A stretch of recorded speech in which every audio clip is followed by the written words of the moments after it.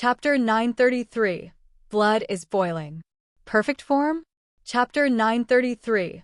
Blood is boiling. Perfect form, _ Shiryan's god body was hiding inside the blood chrysalis so Fei Lan and Leona couldn't see him. However, beams of blood light moved on the blood chrysalis like a bunch of snakes with intellect.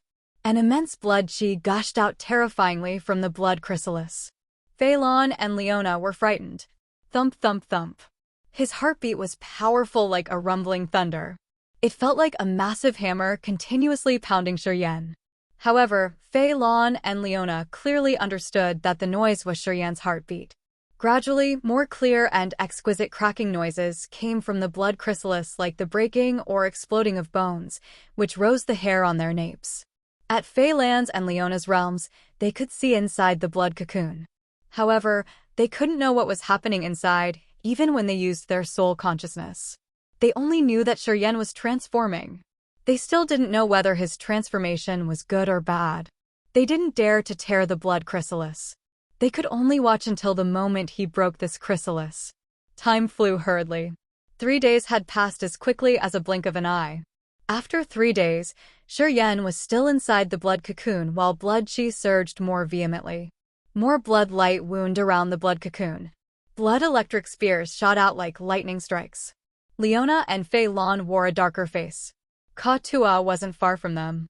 He had reached the critical moment. His soul altar started to slow down as if he had to consume a lot of energy for each round. His soul altar becoming sluggish meant that it was undergoing a transformation. Each round it spun now was one time of quenching. Fei Lan and Leona had been through this step. They knew when the madly spinning soul altar slowed down and how heavy it was to make it revolve one time. The warrior needed a tenacious mind and spirit to capture the power Upanishad to break through. When Ka Tuo's knowledge of chaos power Upanishad had something new, he had to stimulate the energy in his body with more effort to move the soul altar to go through one round. Ka Tuo's god body and soul altar slowly revolved. Brilliant light emitted from his body, making him a significant source of light. He didn't use divine crystals. Earth and heaven energy in this area was also diluted, which couldn't support him much. But he had the energy Shiryan had given him. That amount of dense energy was enough to supplement the amount he had consumed to finish his breakthrough. Thus, Ka Tua didn't need to worry about energy. He just needed to understand his chaos Upanishad. Gradually, Ka Tua found it harder to move his soul altar. It felt very heavy.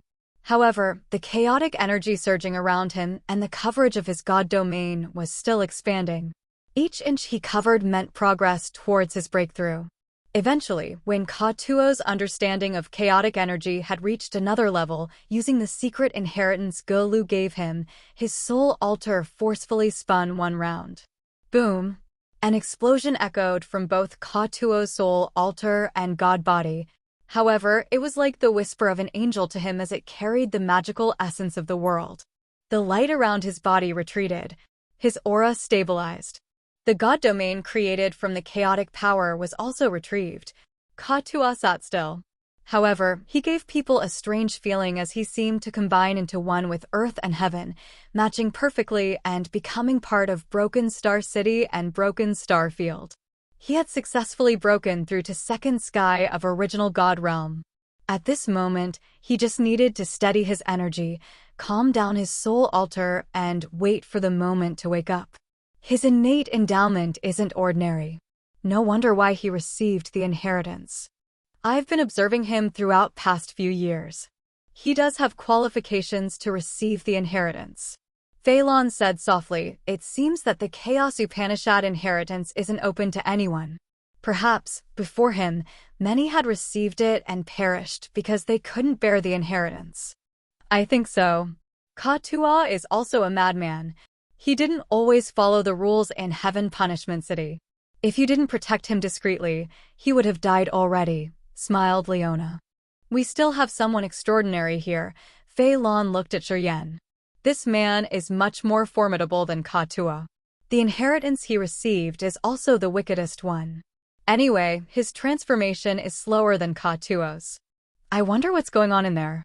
Leona beamed a forced smile as she didn't know what to say.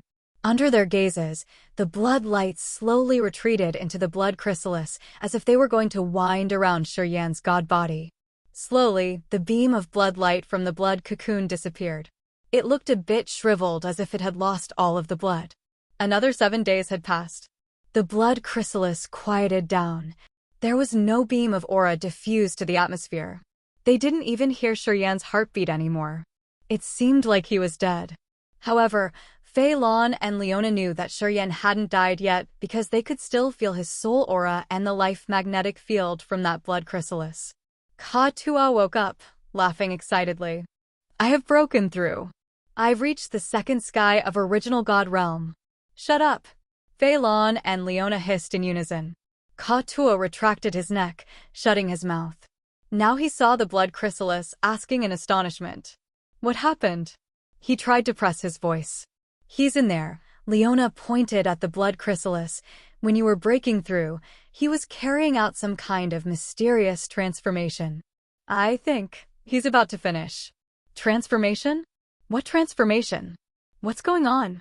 Ka Tua was frightened. Will he be all right?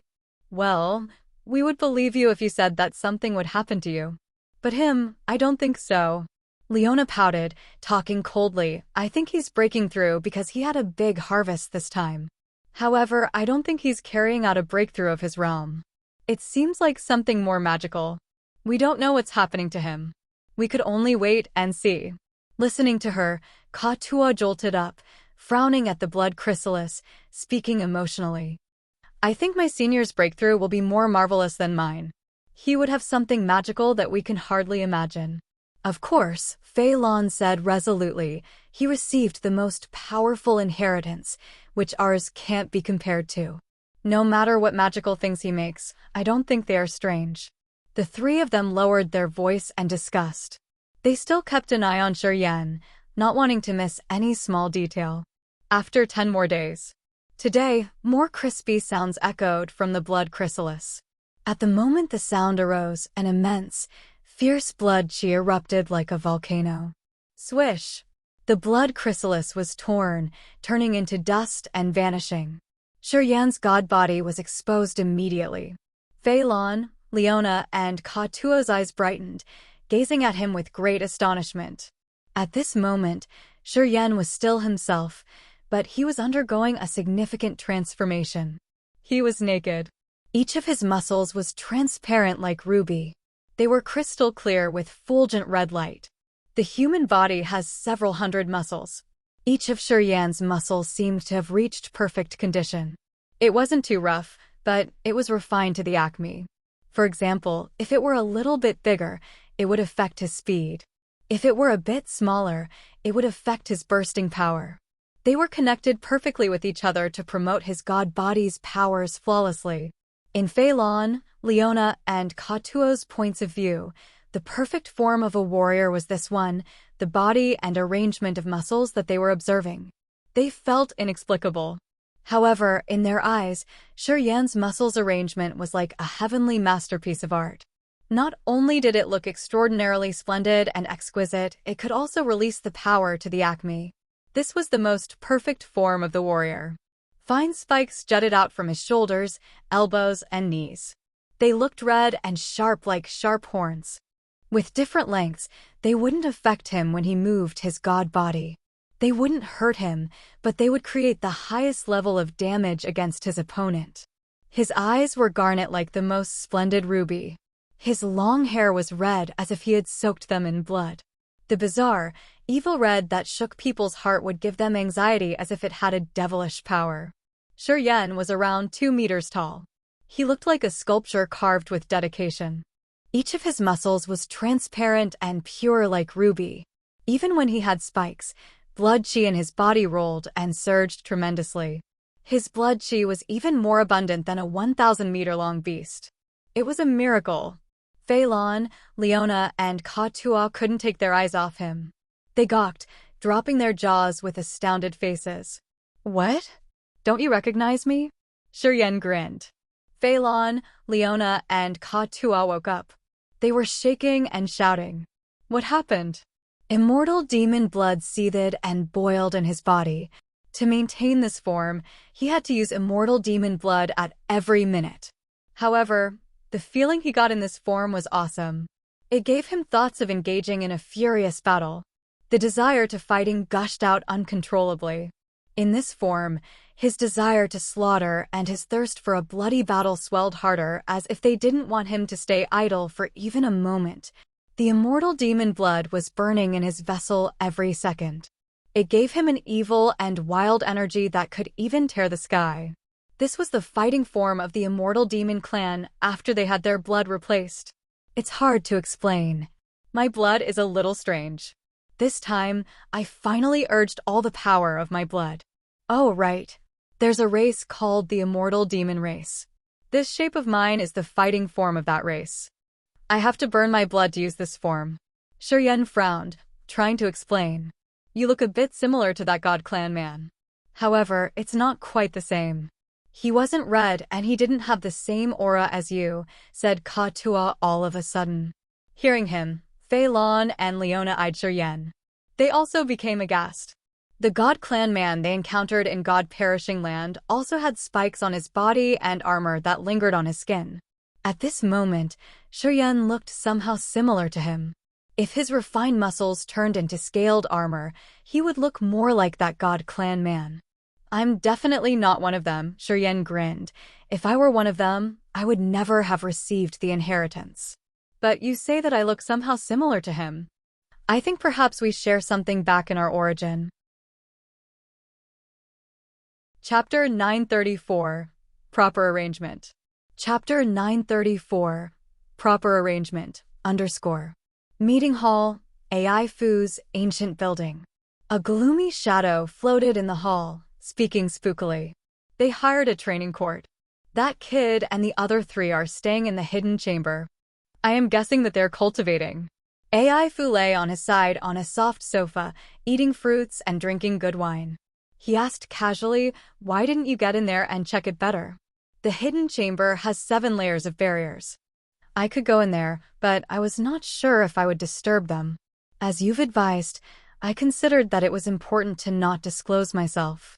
Thus, I didn't tear the barriers, explained the shadow. Before you've fallen, you were at peak of ethereal god realm. You had almost reached incipient god realm. Although you have only the ethereal soul now, you can't even tear the barrier discreetly. AI Fu frowned. The shadow sighed begrudgingly. My soul altar exploded. My sea of consciousness perished. The tier of power Upanishads and ethereal extent vanished. I have only the ethereal soul now. The abilities that I can use are limited. If I still had my soul altar, I could have done it easily. But now, I don't have a choice. Then forget it. You watch them for me. Don't let them leave Broken Star City without me knowing about that, said AI Fu impatiently. Young master, don't worry. Once they reappear, I will know it immediately. And please remember to rebuild my soul altar, said the shadow solemnly. I know, AI Fu waved his hand, signaling the ominous shadow to leave. After there was no shadow above his head, he snorted disdainfully. Young master, one of the third sky of ethereal god realm experts, craned his neck out of the 5-colored light passage behind the hall. The blood halberds master sent a message. They want us to find Migo. After that battle, Migo has escaped to Broken Star Field. He's hiding. Migo. AI Fu smiled, such bad luck. He doesn't know that people have plotted against him. Now, Blood Halberd is after him. Haha. That old man didn't say a thing. He just waited silently. How much has he offered? AI Fu looked interested in this business. Mi Ge's at second sky of ethereal god realm. His life should be worth a lot. 1 million, said the old man. Oh, too little. Too little. AI Fu shook his head continually. You tell him. If it's less than 2 million, I don't give AF*CK about this business. The Blood Halberd has had big harvests around Broken Star Field recently. If they want to use my service, I require a generous pay. Understood, the old man retreated. Hidden chamber. Shiryan's eyes weren't garnet anymore. The terrifying blood halo around his body slowly was absorbed into his body. His form gradually resumed. To maintain this condition, I have to use blood in my body. If I don't have to fight, I won't use it often. Shiryen smiled, explaining to Fei Lan, Leona, and Ka Tua, condensing the blood isn't an easy task. The other three nodded silently, but they actually didn't understand. Everyone has blood in their body, right? Why did he need to condense it? If he had to burn his blood, how could he endure that? Hey, Ka Tua, you've broken through. Shiryen screamed in surprise, smiling. Not bad. Not bad. Seems like you got good things. Right. At this speed, I think everybody could strengthen their realms fast. All thanks to you, Senior. Ka Tua said honestly, without your help, I wouldn't be the Ka Tua I am today. I will memorize your grace forever. Waving his hand, Shiryen didn't want to talk about that. We're the locusts on the same string. We will advance together and retreat together. Of course, we have to try our best together. Senior, why wouldn't you break through? At your cultivation speed, it's time, right? Ka Tua and Leona also looked at him, paying attention to this matter. Since he had entered Raging Flame Star Area, Shiryen was like a miracle as he continually broke through to the new realms. His progress was fast as if he didn't have a bottleneck or the need of energy accumulation. This kind of breakthrough happened until now. My power is enough, but my realm is still a little bit short.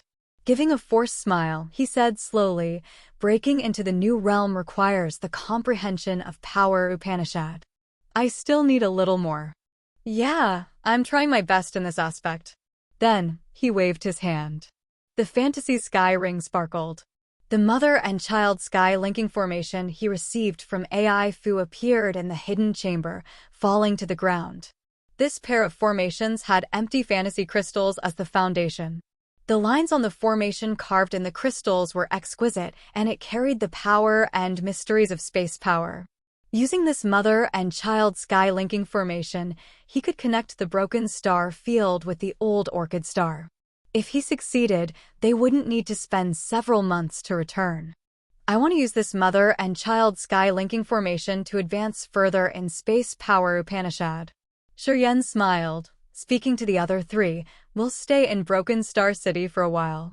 I will try to fix them. Even if I can't fix them, I'm sure I will still make some progress in space power. It was not a bad deal buying this toy. Not Xian's waiting for you outside, said Fei Lan. Shiryen was surprised. He nodded, then I'll go meet him first. Yeah, I should explain to him though.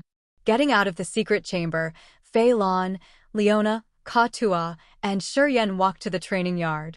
Karthu and Zi Yao were happy seeing them leaving the hidden chamber. Oh wow! Karthu was shocked, looking at Ka Tua. You've broken through. Haha. Ka Tua laughed loudly. Yeah, I did. Karthu, you'd roamed around Land of God Punishment and killed a lot of our pirates. You captured anyone in your way. Now what? Do you dare to touch me now? Karthu was still at first sky of Original God Realm. He beamed a forced smile. What's the meaning of reminding me of such things in Agate Star Area? Leona snorted, glaring at Ka Tua who was swaggering, speaking faintly. I used to work in Land of God Punishment for a while. Do you think breaking through one level will allow you to do anything you want? There is no need to mention that we're in Agate Star Area. Even if we're in Raging Flame Star Area, the second sky of Original God Realm isn't the peak. If Du Tianji wanted to kill you, you wouldn't be able to escape. Ka Tua got told off. He became embarrassed, scratching his head. I was just kidding because I was too happy. You don't need to react that much. Leona snorted. I just don't want to see you swaggering. Ka Tua immediately behaved. Na Xian is waiting outside. Zia smiled, looking at Shiryen and murmuring. He and his giant fellows have been waiting for you for a long time. He wants to see you. I'm going to see them, Shiryen smiled and nodded. The training court that they rented also had a garden, cultivating rooms, and rooms to stay. However, those rooms were designed for regular races. They weren't suitable for the giants. With Na Xian's figure, he would break this place. They couldn't get into the place, so they had to wait outside. Na Xian and the giants stood on the street outside the training yard. Seeing Shiryen, they immediately showed their gratitude. This was especially the case for Na Xian. His eyes brightened as he wanted to use the etiquette of the giants to greet him. Na Xian's eyes were filled with gratitude. He knew what happened to Mi Ge and Mi Lu, but he couldn't explain it to his fellows. Seeing Shi Yan, he said immediately, on behalf of my fellows, I thank you. You don't need to repay the amount of divine crystals you said that you wanted to borrow from us. Some giants looked at Na Xian as they felt weird inwardly. Shi Yan had helped them sell the lumber of the life-ancient tree of the Wood Clan. They appreciated his deed. But they didn't understand why Na Xian said that Shi Yan didn't need to pay them back the amount he borrowed. Na Xian didn't answer and just looked at Shi Yan deep in his eyes. Shi Yan smiled as he knew that Na Xian had figured out why Tu Fei had attacked Mi Ge and Mi Lu. Precursor, please don't mind it much. We all live in Old Orchid Star. Of course, we have to help each other. And also, you're already here, but please wait for me for a little while. I have something I'm going to bring back and I need you to help me bring it back to Old Orchid Star. Na Xian was confused. What's that? Give me some time. After I've fixed it, you will help me bring it back to Old Orchid Star. Shi Yan didn't explain. He just said something and asked Na Xian to stay in Broken Star Field for a while. Na Xian had a lot of divine crystals, so he didn't want to go home immediately. He wanted to use the divine crystals to exchange for some materials. He would bring some materials to Old Orchid Star so his fellow giants could have the better cultivating materials. Also, the children and soldiers of his tribe would then be able to break through faster. He wanted to stay here for a while, indeed. Listening to Shi Yan's request, he agreed frankly. After Shi Yan finished his business, they would leave together. The giants went away to work on their business. Shi Yan also hastened to repair the mother and child sky linking formation. He didn't talk more, wanting to get into the hidden chamber immediately. Shi Yan, I want to talk to you. Seeing him want to leave, Ziyao couldn't help but stop him. Her beautiful eyes were sparkling strangely as she was also blushing uneasily. Shi Yan was surprised, turning his head to look at her. Anything important? No. It's not urgent. Ziyao was a little bit anxious as she couldn't make herself clear. She made people skeptical. Not urgent? Oh, okay. Wait for me for several days then. Shi Yan pondered for a while and then said seriously. I need to fix a formation. That formation is very important to us. I need to fix them and Na Xian will bring it to Old Orchid Star. Hearing him, Ziyao said hastily, so you should work first. Yeah, you need to work on it first. I'm not impatient. She exhaled in relief inwardly. However, she felt uneasy, nervous, and restless. Shi Yan didn't know what she was thinking. He didn't ask more, nodding to greet her and then going into the secret chambers. After he sealed the door, he paid attention to the mother and child sky linking formation. If he could fix the formation, he would let Na Xian bring the mother formation back to Old Orchid Star. He would keep the child formation. No matter where they were, they would be able to return to Old Orchid Star instantly. This formation also worked in the Life Star. If it worked, he wouldn't need to worry about unexpected events in Old Orchid Star. Besides that, during the time he repaired the formation, he would know how the expert who used space power had fabricated this formation that year. He would gain understanding about how he had used space power and applied it. This meant so much to his advancement of space power Upanishad. This benefit would be immeasurable. As Shi Yan was hurried, he didn't notice Ziyao's restless eyes. In the secret chamber, Shi Yan released his soul consciousness, gathering space power to study the mother and child sky linking formation, his face stern and lucid. Chapter 935, Opportunity. Chapter 935, Opportunity, _ Space was something marvelous. Non-material structures could be deemed space. However, someone who didn't understand space power couldn't comprehend an area with outer space power. The mother and child sky linking formation was on the ground. This formation used the empty fantasy crystal and dozens of rare materials that Shi Yan didn't know about as the foundation. The edge of the two formations had several thousand concave, fist-sized spots where divine crystals were installed to power up the formations. The first step Shi Yan had to do was install the divine crystals into those concave spots. Around 30,000 divine crystals were put into the spots in the mother and child sky linking formation. Those divine crystals had enormous energy. They looked like stars twinkling in the velvet night, giving it a mysterious beauty. After inlaying all the divine crystals, Shuryen walked to the mother formation. He frowned, releasing the soul consciousness with space power to seep into the formation. A magnificently complex space formation, which looked like a giant spider web, slowly formed in his sea of consciousness. Exquisite space threads interweaved like silky spider fibers, creating sparkling, wonderful space nodes that were like diamonds. Pouring soul consciousness into the space nodes, Shuryen found a strange space door in each node. Shuryen was scared. The mother formation had several 100,000 space threads, creating millions of space nodes. Each space node was a door connecting two spaces, which could create a space passage. Amongst millions of space nodes, many of them weren't stable. Space energy inside those space nodes was so dangerous that it could crush anything.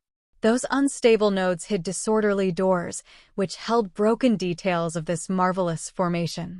If he wanted to fix the mother and child sky linking formation, the main thing he had to do was fix those nodes and stabilize the space doors, which would then allow matter to get through them. Taking a deep breath, Shuryen's eyes darkened as he was very reluctant. There were around 50 or 60,000 broken doors. And it was just for the mother formation. He hadn't checked the child formation to see how many nodes needed to be repaired. Fixing dozens of space doors wasn't a task that he could accomplish in a short time. He suddenly felt a headache. Instinctively, he wanted to give up. He didn't want to repair the marvelous formation that some warrior with supernatural powers had created. Sitting neatly by the mother formation, Shuryen knitted his brows. His thoughts changed like shooting stars. Ideas appeared that Shuryen objected, and this cycle continued. After an unknown time, Shuryen finally calmed down. He took a deep breath, muttering to himself. Perhaps I should fix one of them first. I should stabilize one door first, and then I'll see if I want to continue or not. His soul altar spun one round. Space energy fluctuated from the power Upanishad tier. It rippled through his god body, creating the god domain. Sizzle, sizzle, sizzle. The fine space slits slowly emerged like thousands of sabers floating in his god domain. Crack, crack, crack. His bones sounded as if space energy was cutting him. Shortly after, billions of light dots bloomed from his body. They moved like fireflies, entering the space slits and triggering some space transformation. The magnificent but unpredictable space currents swirled around him like meteors. They made many splendid curves, giving him a feeling of being immersed in a world of light where he became the real master of space who controlled space as he pleased. Space sabers moved like an electric light as he mind-controlled them to seep into the space node that his original soul had locked, flooding through an unstable space door. Boom! His sea of consciousness was shaken. Then, it projected a mysterious, complex space formation above his sea of consciousness. An intersection in that formation suddenly shone dazzlingly like the brightest star in the sky. Space threads made by his soul consciousness with space power instantaneously flooded into that fulgent space node. His soul consciousness seemed to get through a real space door while a vibe was spreading out. That door looked real, and his soul consciousness hand could even touch it and feel the fantastic space mysteries inside. This door was made of space energy. However, it was broken and its pieces were scattered around the magical areas. What Shuryen wanted to do was use space energy with the same frequency to refine, match, and connect the broken pieces to fix that door. And he did it that way. His soul consciousness became the mighty, skillful hand that guided and connected pieces of the door with his energy. After an unknown time, the shattered space door was complete under the power of Shuryen's energy, spirit, soul consciousness, and his soul. It was combined and refined little by little until it was complete.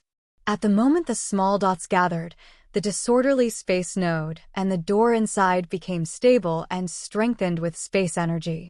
It allowed energy and real matter to get through it. Shuryen relaxed his nerves. Sensing for the second time, Shuryen found that the space node and the door inside were now back to order. Its energy fluctuation was stable. He didn't know how long it took. Sitting silently, he sensed his body and found that he didn't consume a significant amount of soul consciousness. His energy was still full. Shiryen was happy. He then recalled and assessed his procedure to check the changes of his god body and soul during that time. After a while, his eyes brightened up. He couldn't help but chuckle. It turned out that it didn't require him to use too much energy. This massive work that looked really tough to finish wasn't actually that difficult. Also, that magical formation was able to provide him energy to fix itself. What he needed to do was to use his soul consciousness to guide and connect it. The energy it required was self-provided. The mother formation had the ability to fix itself, and his god domain was the fountain of its support. What he needed to do was to show it the direction and guide it. The formation's energy would fix itself. Understanding this point, Shiryen smiled. He knew that if he divided his soul consciousness into many flows working at the same time, it wouldn't be very difficult. Shiryen understood thoroughly. Thus, his sea of consciousness surged, changing. After he had refined and condensed his soul consciousness, he sent them to each of the broken nodes. His sea of consciousness changed, turning into tens of thousands of flows, each of which was one of his many godly tentacles. They entered the unstable nodes. Shiryen just needed to work on one node and his soul consciousness would copy his procedure. Each flow of his soul consciousness was a clone of his, copying his actions of guiding and connecting pieces of the broken doors. It wasn't really tough though. Shiryen thought, concentrating on fixing dozens of space nodes of the mother formation while time flew hastily. Outside the hidden chamber, Phelan, Leona, and Katua found themselves a cultivating room. They didn't notice Katua and Ziyao as they were digesting energy that they received from Shiryen and comprehending their power Upanishad. While Karthu and Ziyao felt bored, they visited every place in Broken Star City to widen their knowledge of the prosperous Agate Star area. Today, Ziyao saw a bald old human in a special potion shop. He wore a long, gray robe that hid his hands into his sleeves. His shaved head had a magical tattoo as if it was made of strange entangling lights. She didn't know the meaning of that tattoo. That old man had a quiet aura around his body while he was looking around the shop with dark eyes. Shortly after, his eyes gazed on Ziyao as if he was frozen. His calm aura became excited. After a while, it seemed like the old man had confirmed something. He stepped over proactively, bending his body and talking gently. Miss, is it true that you are cultivating light Upanishad and that you've absorbed outer space divine light, which has a consciousness? Ziyao's exquisite face had a gleam of surprise which showed in her beautiful, diamond-like eyes. Precursor, how did you know that? The withered face of the old man brightened up with joy. He said tenderly, my master also cultivates light power Upanishad. She has a deep understanding of outer space divine light. Miss, can we go somewhere to talk? Ziyao was astounded. She hesitated, looking at Karthu. Karthu's voice was dry, giving a forced smile. His realm's really profound. If he wants to hurt us, we can't even run away. The old man chuckled and then said seriously, I won't harm you, and I won't let anyone harm you. I can assure you about that. Listening to him, Ziyao nodded.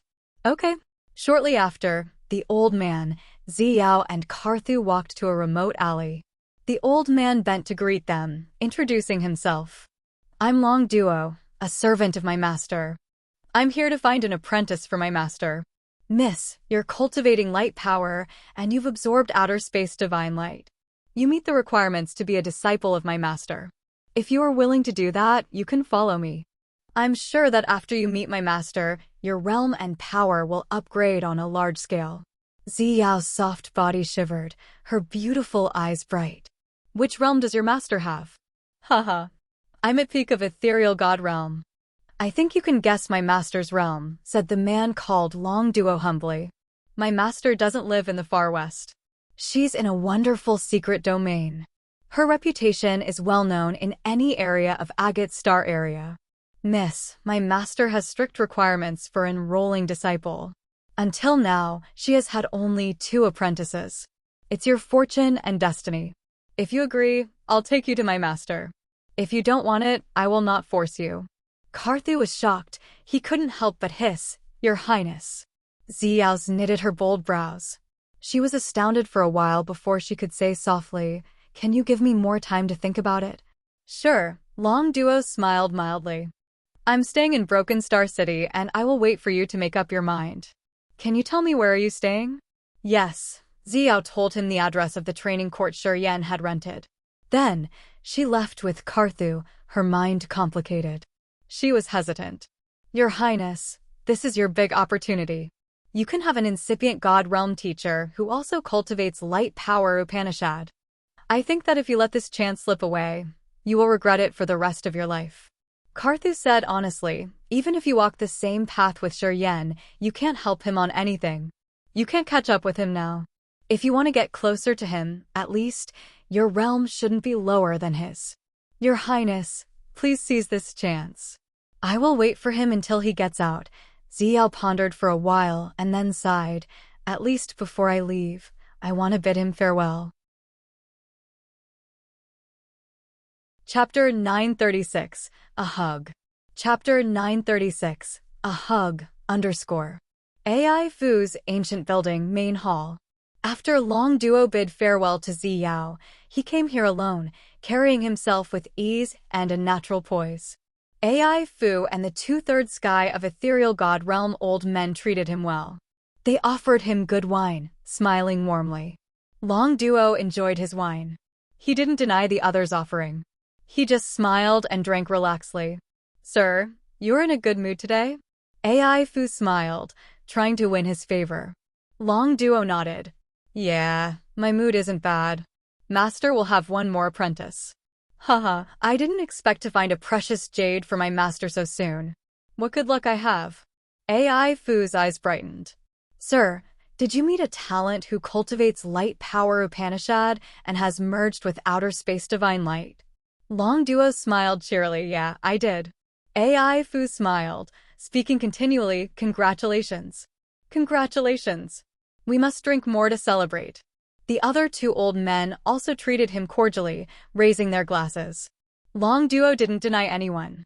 He drank several glasses of wine and then said with a serious face, AI Fu, now we shall discuss our business. Give me that thing. Okay. AI Fu stopped saying meaningless words. His fantasy sky ring flashed and the lumber of the life ancient tree of the Wood clan he bought from Shuryen emerged. He cautiously handed it to Long Duo. Long Duo's eyes were as bright and sharp as a saber. He studied the lumber, rubbing the lines of the wooden texture. After a while, he nodded with a smile. Your grandfather had you collect materials for his fortune. Yeah, this is the small lumber of the life ancient tree of the Wood clan. It's good. AI Fu laughed as he was in a good mood. As you've sent me a quotation, is there any problem with the price of 10 million top-quality divine crystals? AI Fu nodded. He didn't have any other opinion. Of course, no problem. You're divine light, and I have done business for so many years. Of course, I will never turn down the business. Haha, it's hard to sell this lumber in our far west. We can't sell it at a good price. We're happy that divine light will handle it. I know this lumber attracts incipient god realm experts of the Wood clan a lot. I'm sure you will make a fortune with it. Then 10 million it is. Long Duo smiled as he was about to pay for the item. Sir, don't be impatient. AI Fu rose his hand. I don't need it all in cash. I need you to use 5 million to make me some battleships. I just need 5 million divine crystals. Like the previous time? Long Duo was surprised. There's no war in the far west region.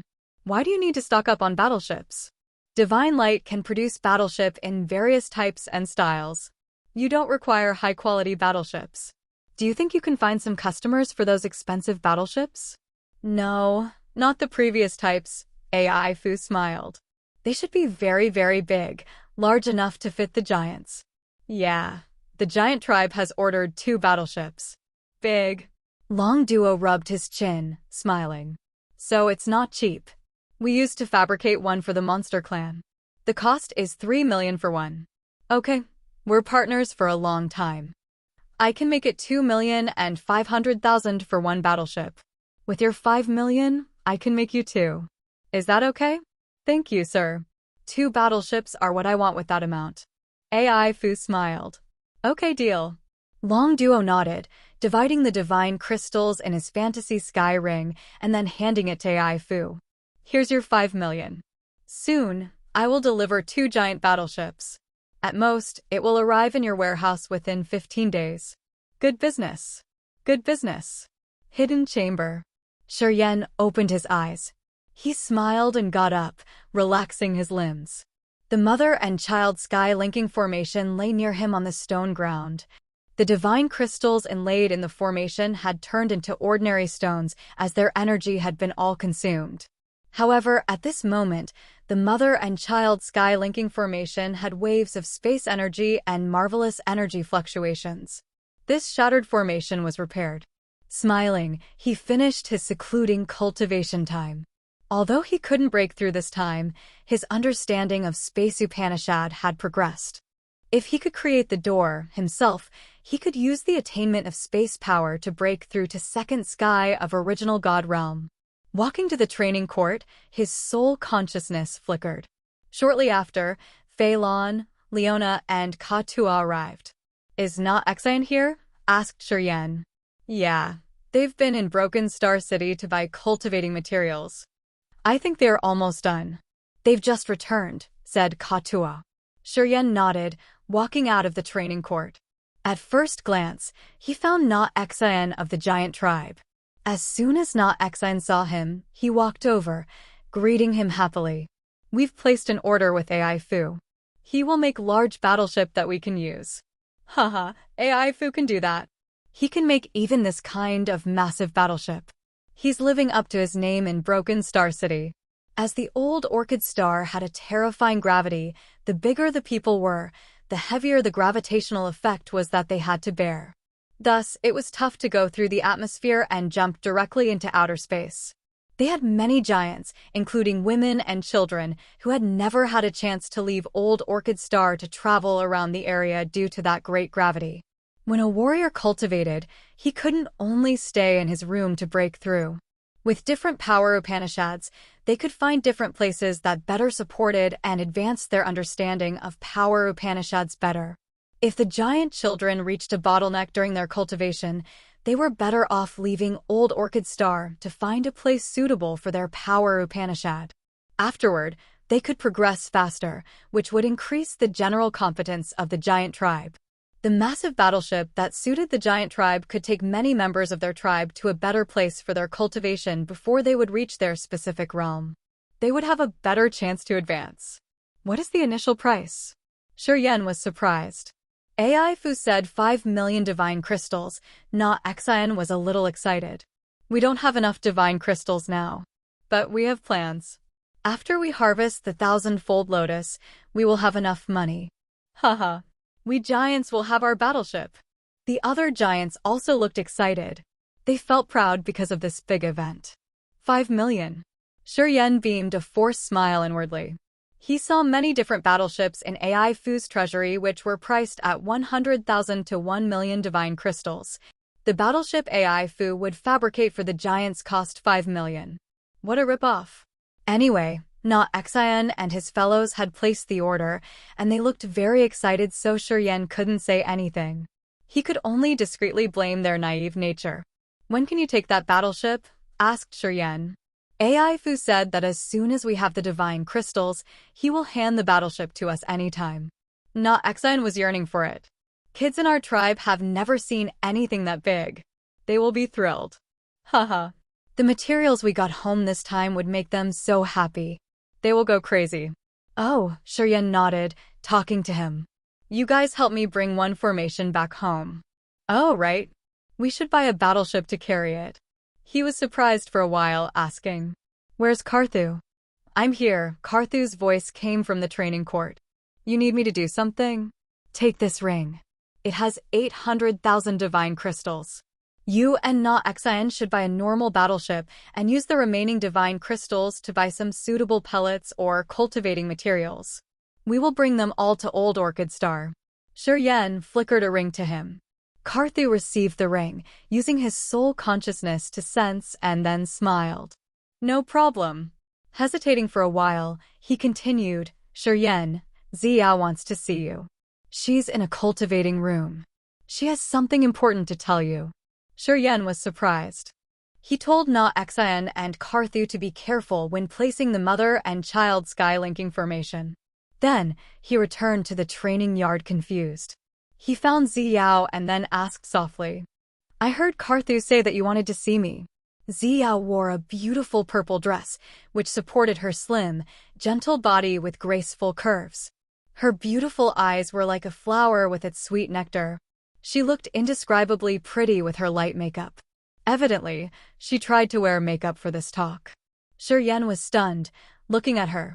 His eyes brightened as he was absorbed into his thoughts. After a while, he said, You're still so beautiful like when I saw you the first time that year.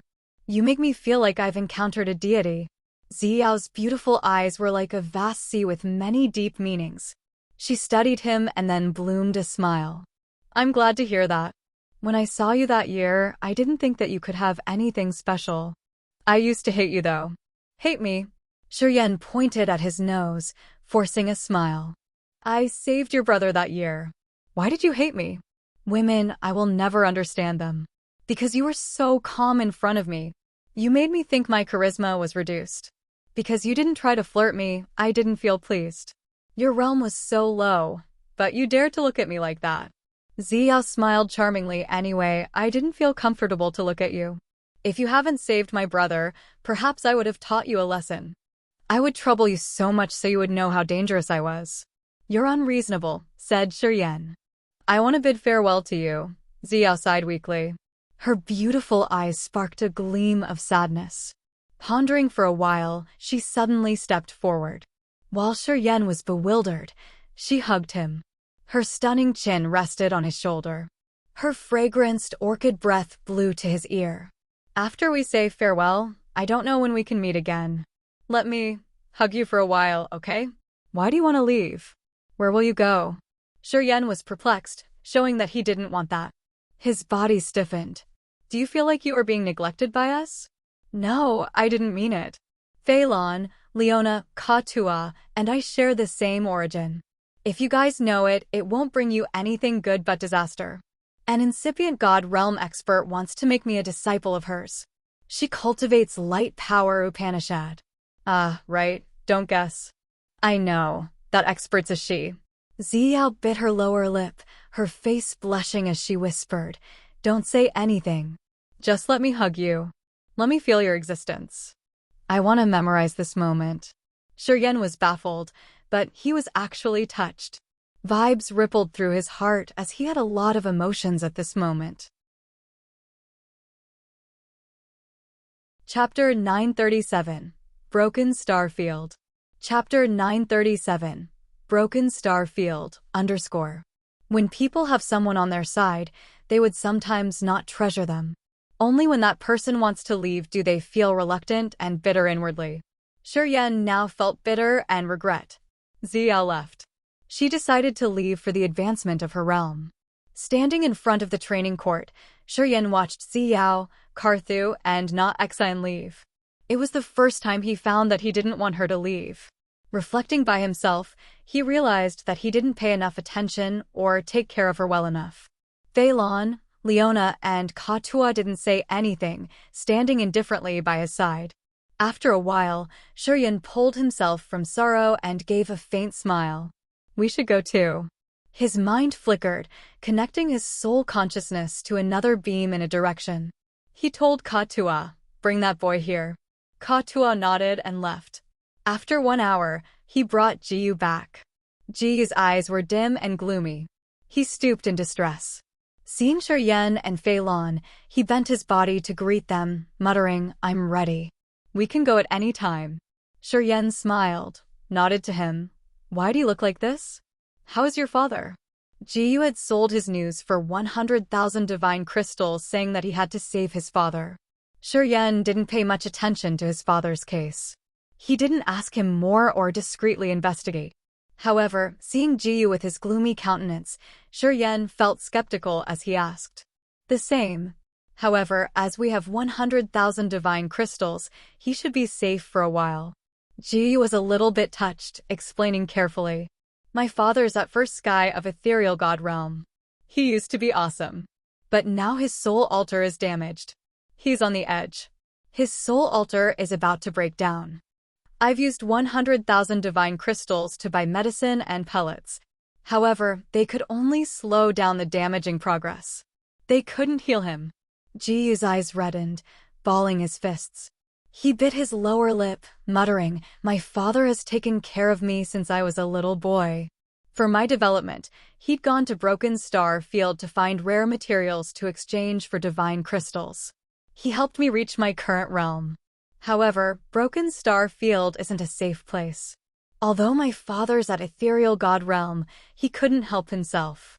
He fought for materials once and got wounded badly, until now.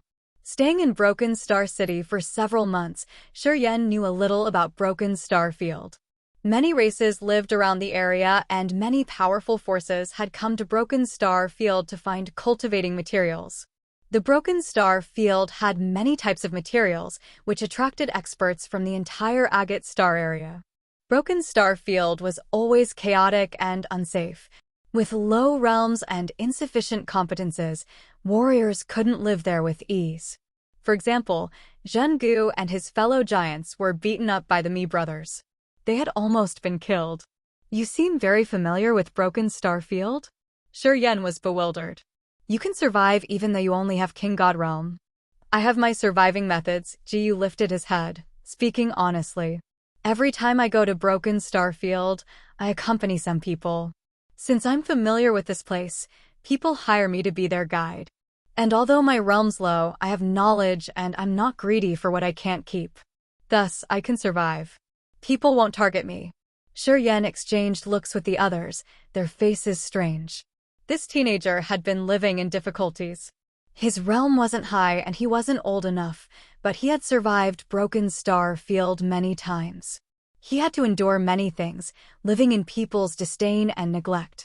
He's done so many things just to save his father's soul altar. I've promised you. I will never change my mind. When will you want to depart? Seeing that they say nothing, Jiyu took the initiative and asked. We'll depart now, Shiryen said faintly. Good, let's go. Jiyu mumbled, I bid farewell to my father anyway. Let's go. Blood Halberd's headquarters, Broken Star City. Today, a middle-aged man wearing a long white robe took his subordinates to this place. Tu Fei and more than 10 warriors of the Blood Halberd stood by the door to greet him, bending their bodies. Greeting, sir.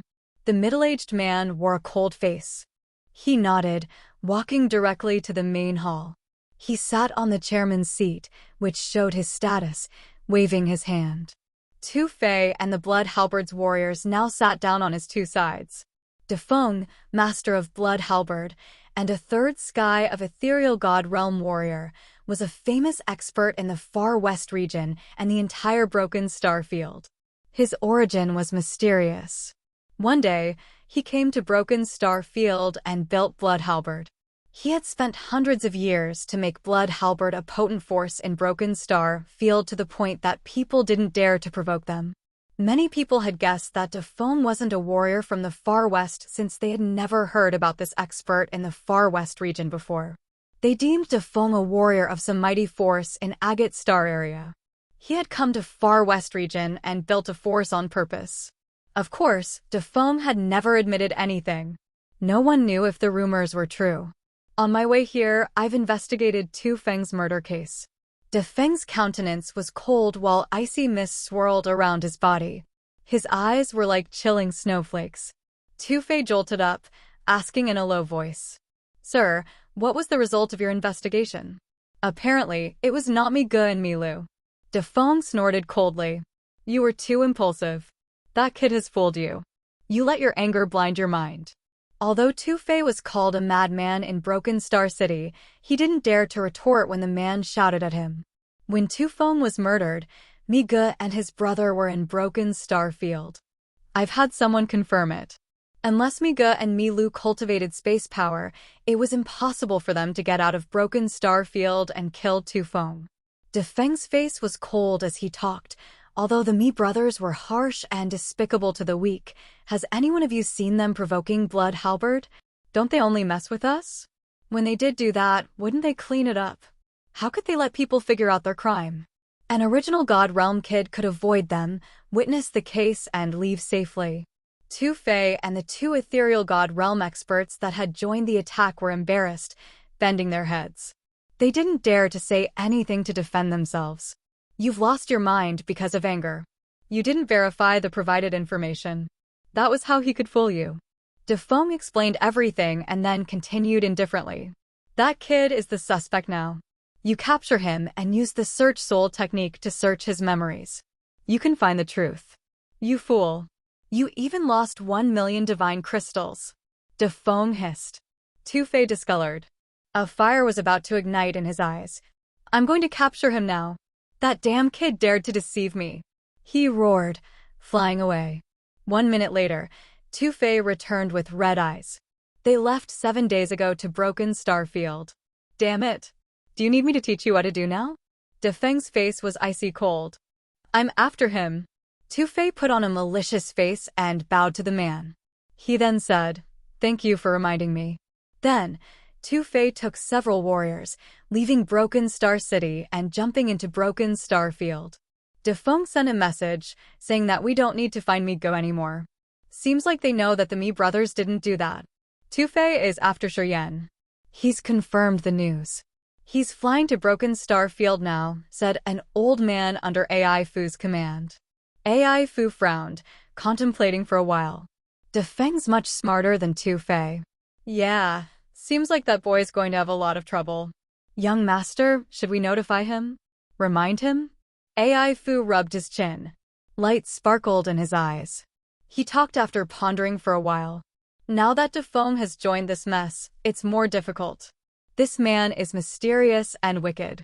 It's not good to turn our back to him. Okay, you go there yourself. When Two Fae encounters them, you seize the chance and capture that kid before him. We must know where the 1,000-fold lotus is. We can use the 1,000-fold lotus to exchange for his life. I think it's worth it. Yeah, work on it. Understood. Broken Star Field. Shuryen's team hovered in the air, moving slowly. Ji led ahead of them. Sometimes he gave them descriptions. Rumor says that Broken Star Field is formed by countless pieces of broken stars. I believe it's true. Moreover, heard that the core of Broken Star Field has a mysterious force that could attract broken stars. As far as I've known, throughout recent history, there are still many pieces of broken stars flying here and becoming new parts of Broken Star Field. It was true that Ji was much more familiar with this area. With his guide, Shuryen's team didn't need to do anything. They hadn't met any danger yet. Broken Star Field is indeed vast. At least, I can't travel through it. It seems like the area has tens of thousands of broken stars congregating here. Some pieces are very old and they hide rare materials. They even have original incipient grade materials. That is why Broken Star Field attracts so many experts. I've scouted the route we are traveling. Not many people will choose this route. Thus, we won't meet many experts on this way for quite a long time. Also, we can make sure that we won't be ambushed or have conflicts with others. On their way, Ji continually told them the wonderful features of Broken Star Field. He knew the place as if it was the back of his hand. His descriptions were clear and easy to understand. Shuryen listened to him and widened his knowledge of Broken Star Field. He thought that his 100,000 divine crystals were well spent. Half a year later, Ji stopped by a place where disorderly stones made up the mountains. The atmosphere was cold. From here onward, we will travel through many places with the possibility of finding rare materials. We will meet a lot of people from different races and forces, Ji said with a stern face. From now on, we should be prepared to counter dangers, which can happen at any minute. Shuryen squinted his eyes, nodded, and put up guard. Chapter 938, Becoming Enemies. Chapter 938, Becoming Enemies, _. There were many massive, chipped holes reaching deep underground. Collapsed mountain ranges were everywhere. Some of the mountains had a flat surface as if they were cut by a sharp knife. Large rocks were scattered around the place. The ground was bumpy as if some giants had marched through this place. Some holes had colored fluids with something mysterious inside. Also, they found many kinds of dominant plants and even undying ancient trees. This was also a corner of broken Starfield. Yen was standing by the mountain. Be careful. This place has been exploited many times. It wouldn't have precious materials. However, there are still some mines deep underground. Once they find some marvelous cultivating materials, the battle would take place. Jiyu became anxious in this area, speaking gingerly. Yen nodded. I got it. Lead the way, please. Jiyu knitted his brows tightly, slowly flying forward. However, he was much slower than before. Sometimes he looked around as if he was afraid that they would meet unexpected things. 5 days later, they came to a deeper corner in broken Starfield. Swoosh! The figure zoomed over from afar. He had a dark blue halo moving around his body, which was stained with black blood, his face pale. Third sky of original god realm. Yen's eyes shrank. He pulled his spirit, nodding at Fei Lan. Fei Lan extended her hand and grabbed the void, pulling Jiyu, who was flying in front of them. The oncoming warrior was a member of the Dark Spirit clan. He had oily green skin and a green shoulder-length hair. His eyes were also as green as a venomous snake. Seeing Yan's team, his eyes brightened, shouting, "Take this." A water drop-like blue jade shot out from his hand. It had a distinctive energy fluctuation. Jiyu couldn't help but scream surprisedly. Blue Bloodstone. Level 6 Divine Grade, used to refine blue blood pellet, which is to give a tonic to blood chi. The blue bloodstone turned into a beam of blue light shooting towards Fei Lan. The Dark Spirit clan man didn't talk much. He just grinned and ran away. He passed by Yan's team, flying quickly to get out of this place. Boom! The path in front of him suddenly had a shining silver river. This river hid the soft but tenacious power of water. It was the ability of the ethereal extent. The man bumped into the long river, drowning. Water bound him tightly. He couldn't even wiggle to get rid of it quickly. Immediately, a man and a woman appeared in the direction he had just left. The man had a nice but evil look. The woman was as charming as a flower. They were around 30 or 40 years old, and both of them were members of the Ghostmark clan. Their exposed shoulder had marvelous green textures. First sky of ethereal god realm. Fei Lan hissed. Yen slightly changed his visage, screaming immediately, "Throw that bloodstone away." Fei Lan didn't hesitate. Her left hand was about to capture that stone, now had some pale thread, which then guided the blue bloodstone away. The 2 Ghostmark clan fellows arrived. The man laughed evilly as he rose his hand and caught the blue bloodstone. Then, he glanced at Yan's team disdainfully, gliding away. Dare to take our stuff? He doesn't know how to live, right? The woman was charmingly mature. She smiled tenderly, retrieving her power Upanishad. The long silver river shrunk little by little. The Dark Spirit clan man was covered in the river, trying to wiggle, but he couldn't get rid of it. Eventually, he was pulled toward the woman. The woman's phoenix eyes were full of murderous aura. The river derived from her ethereal extent turned into water dragons, coiling around him. Crack, crack, crack. The Dark Spirit clan man exploded.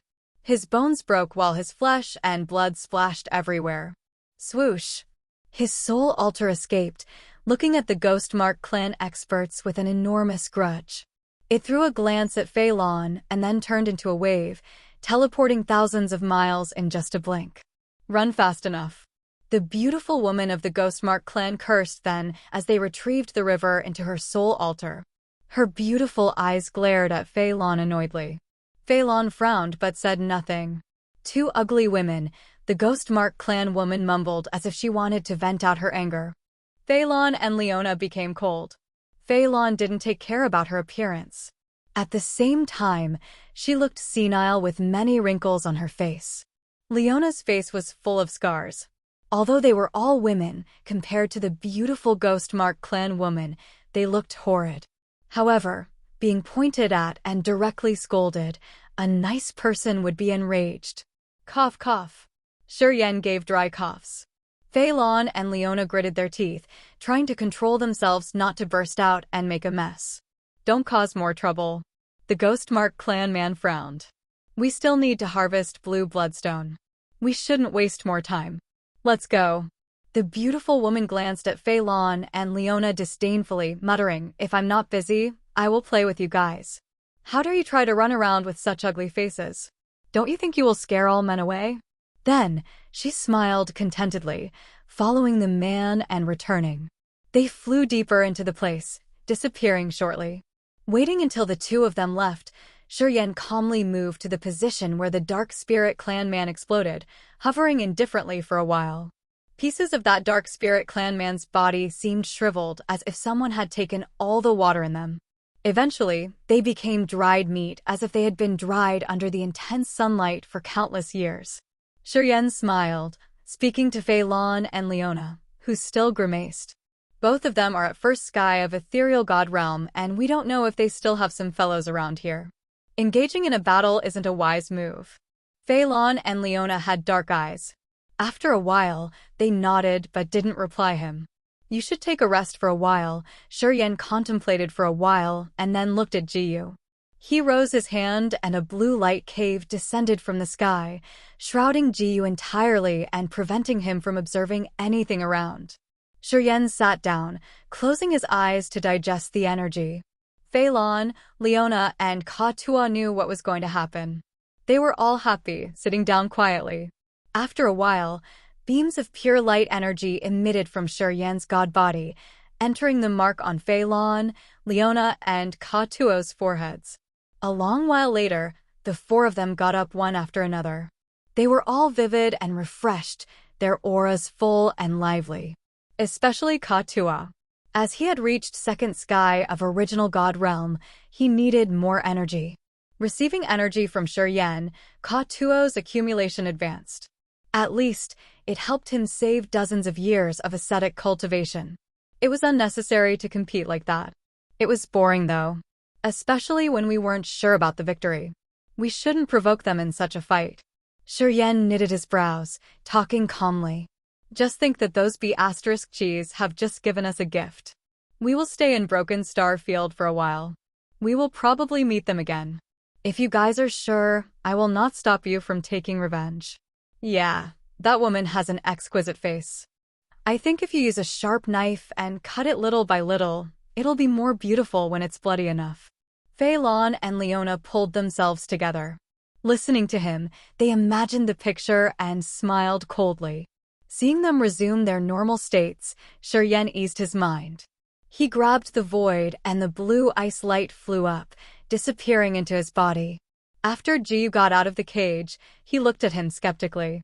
What did you do secretly? If you don't want me to listen to your conversation, you can tell me.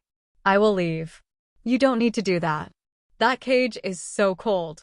If you hold me there any longer, I won't be able to endure that kind of cold. Shiryen smiled. There's something you shouldn't know.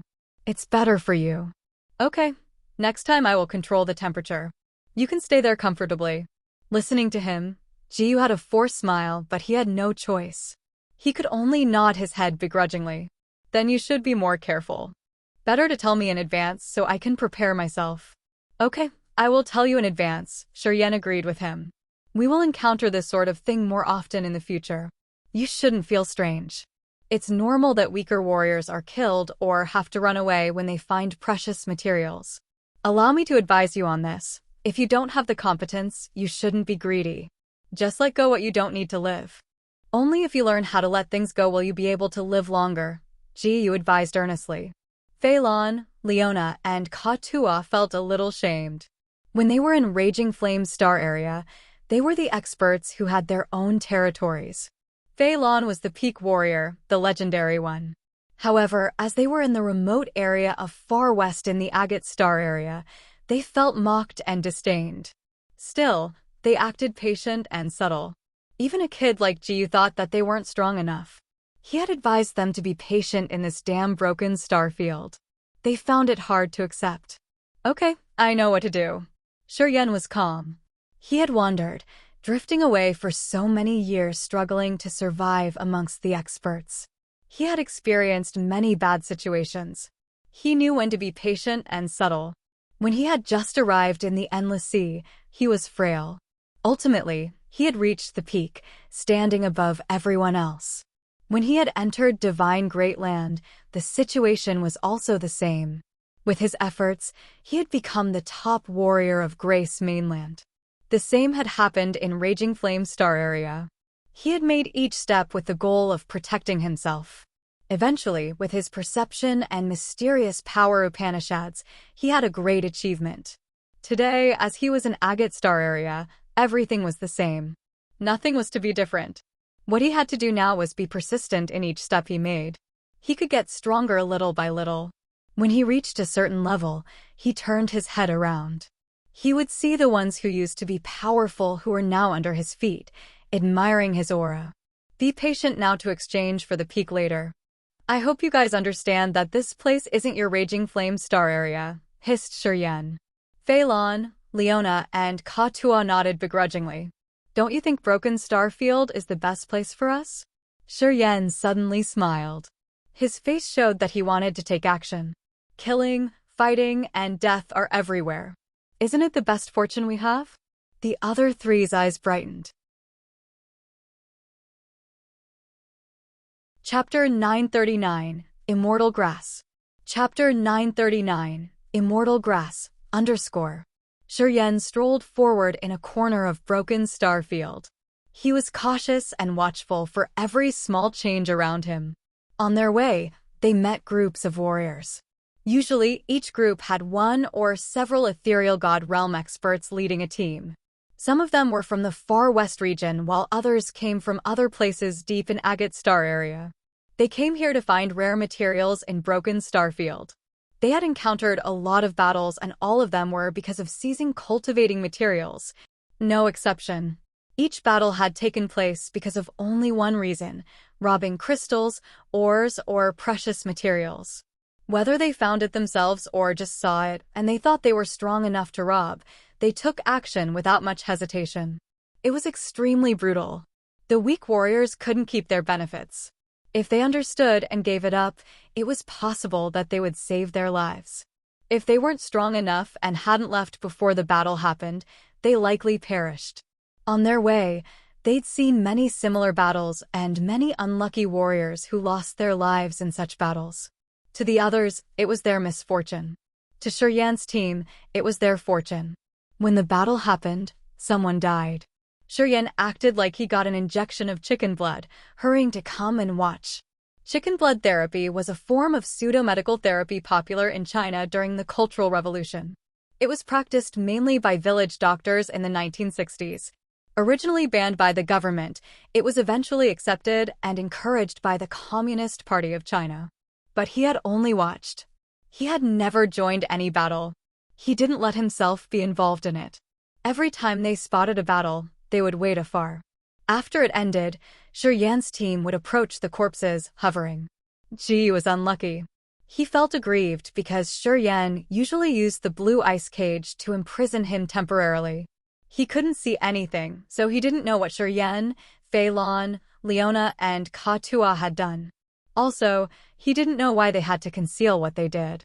The four people of Shiryen's team were sitting cross-legged by the piles of crushed stone. The energy fluctuations from Fei Lan, Leona, and Ka-Tua calmed down eventually. After a while, Ka-Tua opened his eyes and smiled.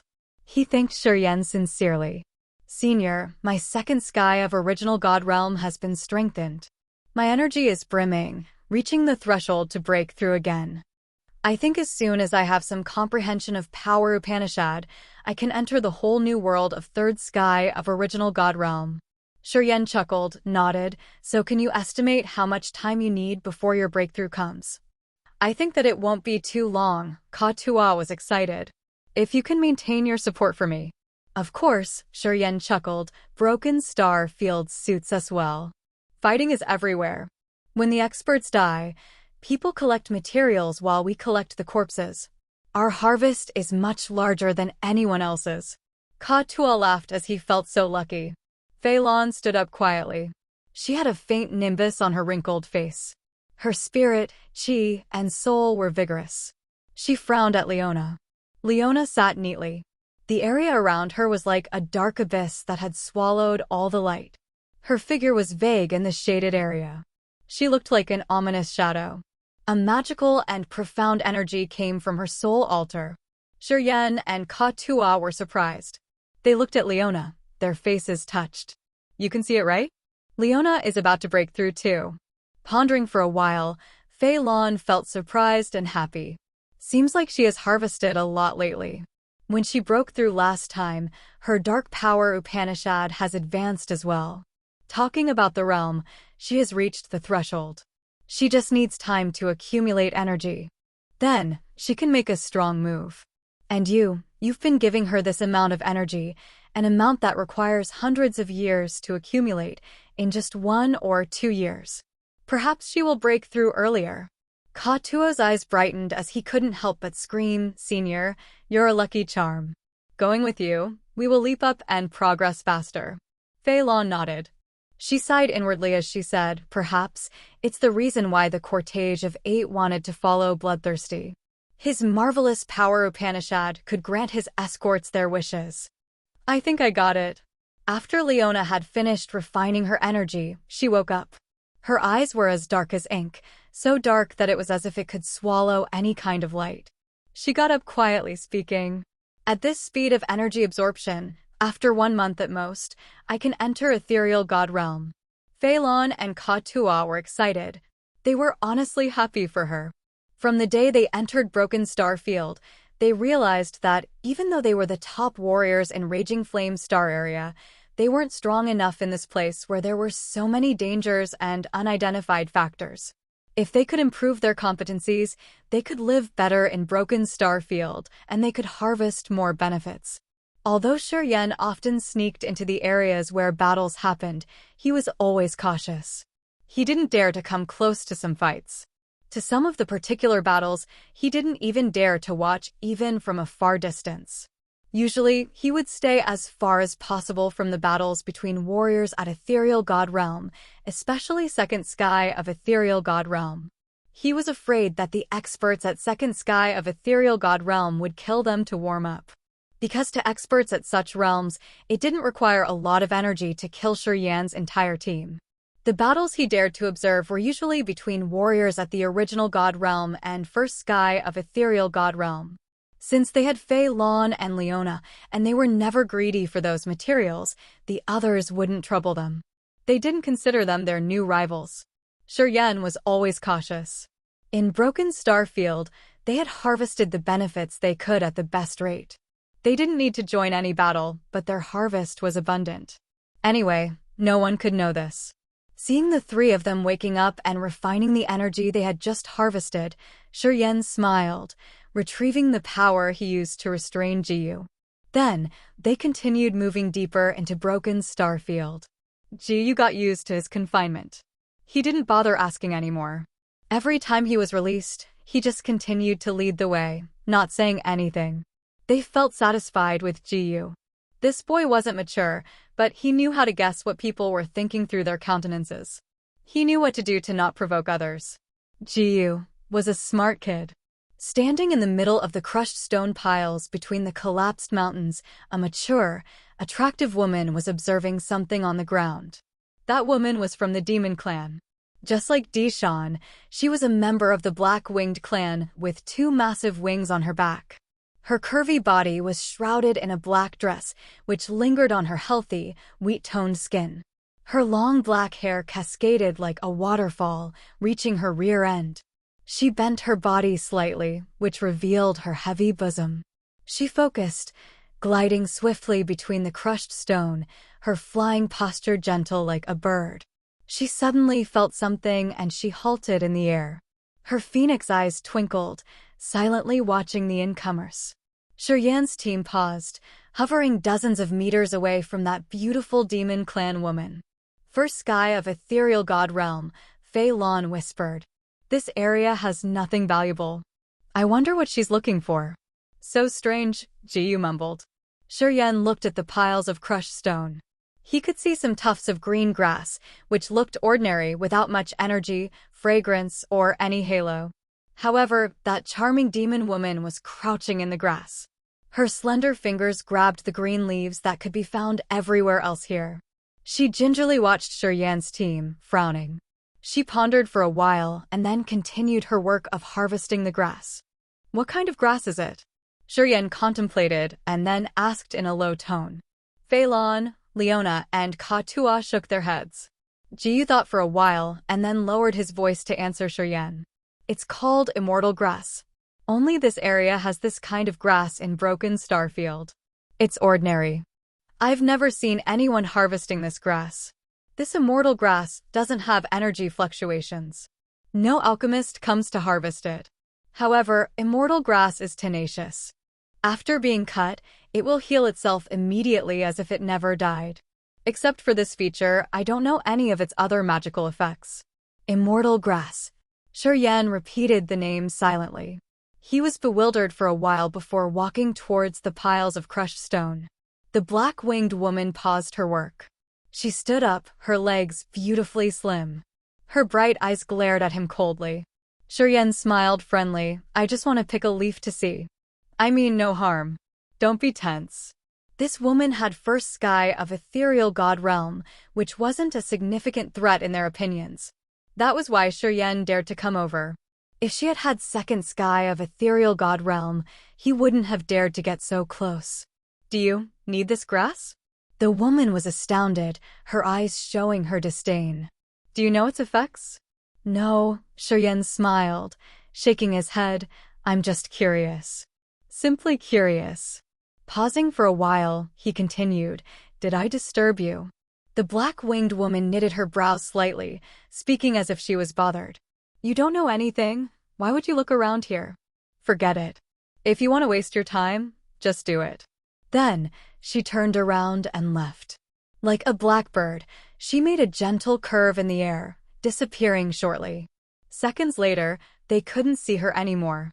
Shiryan was astounded for a while. He didn't keep it in his mind, walking to the area the woman had harvested the grass previously. He picked up a handful. This green weed was around 1 meter long, rooted in between the stones, surviving tenaciously. He picked up a tuft of them. Shortly after, the cut roots of the grass grew again. A grass-green fluid stuck on the roots. Gradually, this fluid seeped into the grass, disappearing. The broken leaves where Shiryan grabbed them by also had grass-green fluid sticking on his fingers. Magically, this grass-green fluid seeped directly into his finger, disappearing little by little.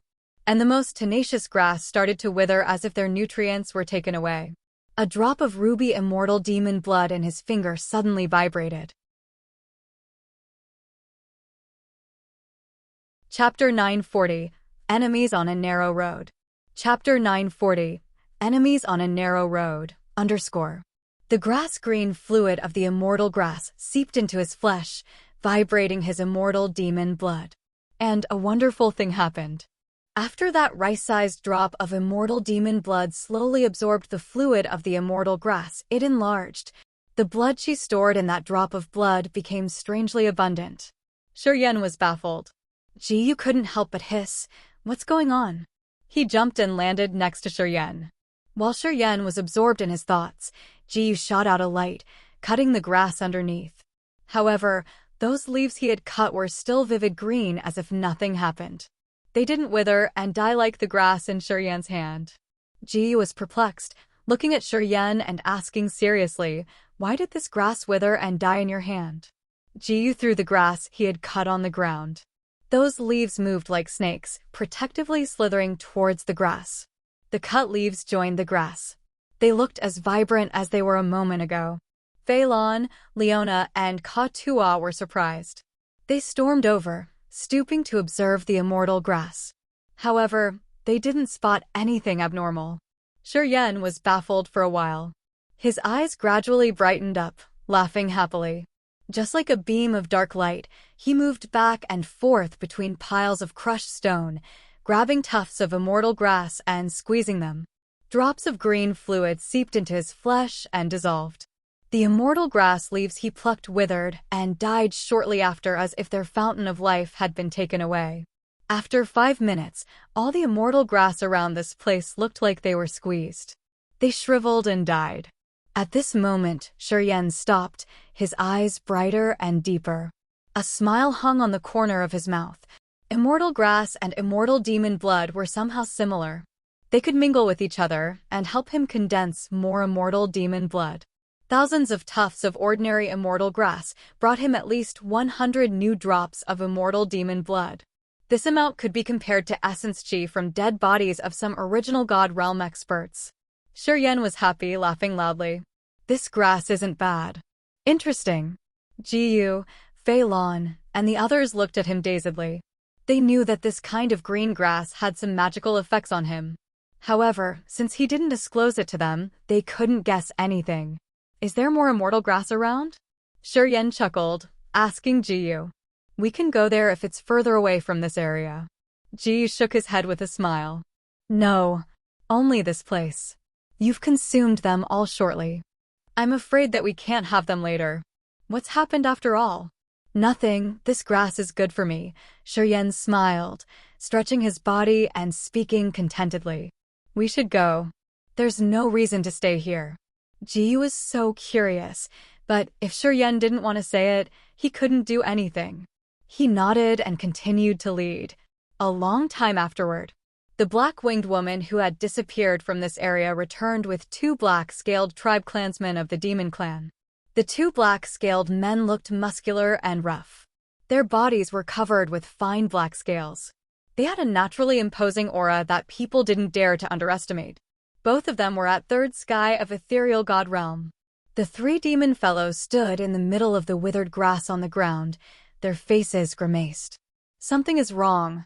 The attractive black-winged woman shivered in fear. Suddenly, she cried, the immortal grass died. It withered and died. The 2 brawny black-scaled men reacted when they heard her. Strange light sparkled in their eyes. Is it similar to our master when he absorbs them? A beefy man shouted. He looked shaken, hissing solemnly. Is he from the immortal demon tribe like our master? Impossible? The other man shook his head continually. Master has been searching through Agate Star area for years. He hasn't found any member of his tribe yet. Only our master has the immortal demon blood in Agate Star area. So, it must be impossible. The 2 muscular men shrilled, looking at the beautiful black-winged woman. Wulan, you're the smartest. What do you think? The charming black-winged woman was astounded. But then, the shout from the man had woken her up. She shook her head. I don't know. Our master has been searching for years in Agate Star area, but he hasn't found any members of his tribe. It's possible that he couldn't sense his fellows with his realm. 100 years ago, Master had used a lot of energy to rake through the area. He got nothing. Anyway, the condition of immortal grass here is really similar. It looks like some immortal demon like our master has absorbed the grass. The last search of our master was 100 years ago. What if that person is an immortal demon and he has just entered Agate Star area in the past 100 years? Could that be possible? Said a black-scaled man skeptically. If it's coincident, this possibility exists. The beautiful black-winged woman pondered and then nodded. But there's still another possibility. If he cultivates a peculiar power Upanishad, he can still destroy immortal grass. Although immortal grass is tenacious, it's not actually immortal. Seems like we have 2 possibilities here. If he's an immortal demon tribe's member, I think our master will be delighted, said the muscular man. Find them. We must identify them. Wulan said in a lower voice. All right. After the 3 demon experts set their target, they immediately took action. Another area. Tu-Fei was flying madly. Some blood halberd followed him closely, not daring to linger. Boom. Tu-Fei stopped by a massive pit. A group of more than 10 warriors was working in that pit. They were exploring the depth of the pit. Sometimes, they laughed out loud. They had killed several warriors to seize this mine, which had a level 6 divine grade serene moonwood. At this moment, they were identifying the scope of the area to enter deeper and see if they could find more serene moonwood or not. The noise when Tu-Fei descended changed their countenance. They emerged from the deep pit. All looked ferocious. However, seeing that it was Tu-Fei, they behaved. One of them beamed a forced smile. Oh, Two-Fei Dage of the Blood Halberd. I want to find a person. Two-Fei snorted. His left eyes projected a light curtain, which formed Shurian's appearance. Have you ever met this man? Oh, we have. That man smiled. Half a month ago, we met him here. Just a small warrior. When we robbed this mine, he watched us. I think he likes corpses. He stayed idle by the corpses for a while. Two-Fei Dage, what do you need to find him for? Two-Fei's face was icy cold. None of this matters to you. You just need to tell me where he has gone. The man smiled reluctantly. He didn't dare to babble, pointing in a direction and talking firmly. That way. Yeah. With your speed, you'll catch him soon. I wish you success in advance. Two-Fei snorted coldly. He had a cold intention, gliding above the mine. He observed the pit for a while and then said, "Give me 20 pieces of serene moonwood." More than 10 warriors were enraged, clenching their jars. At this moment, more than 10 Blood Halberd's warriors quietly approached, circling this team. They smiled coldly as they were prepared to take action in any minute. Two-Fei Dage mines the serene moonwood with your wise vision. Yeah, this is our honor. The leader tried to press down his anger, obediently handing 20 pieces of serene moonwood. He stooped and spoke. Two-Fei Dage, are you pleased now? Two-Fei nodded. Well, you're lucky this time. If I had more time, it wouldn't have been easy to talk to me. Then, Two-Fei brought Blood Halberd's warriors who were going on their journey. Their wanton laughter came from the void. I wish you would die soon so you could reincarnate early. You mother of asterisk cur. I've been laboring for so long to get 25 pieces of serene moonwood. This mad dog takes more than half. I'm having F asterisk king bad luck to encounter this man. After they didn't hear Two-Fei's laughter anymore, the leader spat and then cursed. Forget it. We can't cause a grudge against Blood Halberd. Two-Fei's infamous for his madness and sheer wanton deeds. Just think that we got bad luck. A man sighed from inside the pit. It's what broken Starfield is. You have the right if your fist is bigger. We also rob others, right? Everybody be prepared. We will find some weaker warriors to vent out our anger on. Let's go. After Two-Fei's robbery, this group was dispirited. They didn't have the mood to dig further. They flew away, seeking a soft persimmon to squeeze and vent their anger at. Shurian suddenly stopped by an area covered in purple clouds. Sitting in the dark purple ancient woods were 2 ghost-mark fellows, one male and one female. They were exhausted with a pale face, trying to adjust their energy. They had met these 2 before. They were the couple who had mocked Fei Lan and Leona, saying that they were too ugly to go around like this, and that it scared away men. At this moment, it seemed like they had just finished a battle, so they had to use the divine crystals to refill their energy. Their conditions weren't good either. They had blood stains on their bodies. Evidently, they were hurt, but at least their wounds were less intense. Guys, long time no see. Shurian watched them for a while, chuckled, and swaggered towards them. We meet again. Seems like we share some destiny.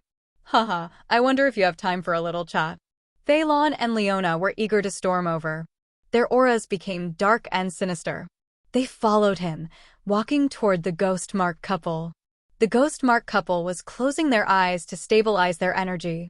They opened their eyes at the same time and snorted disdainfully. They slowly got up. They thought that, even when they got hurt, it wasn't a problem to kill Shurian's team. You don't want to live. You want to attack us when we're wounded. Have you ever checked what the heck you are?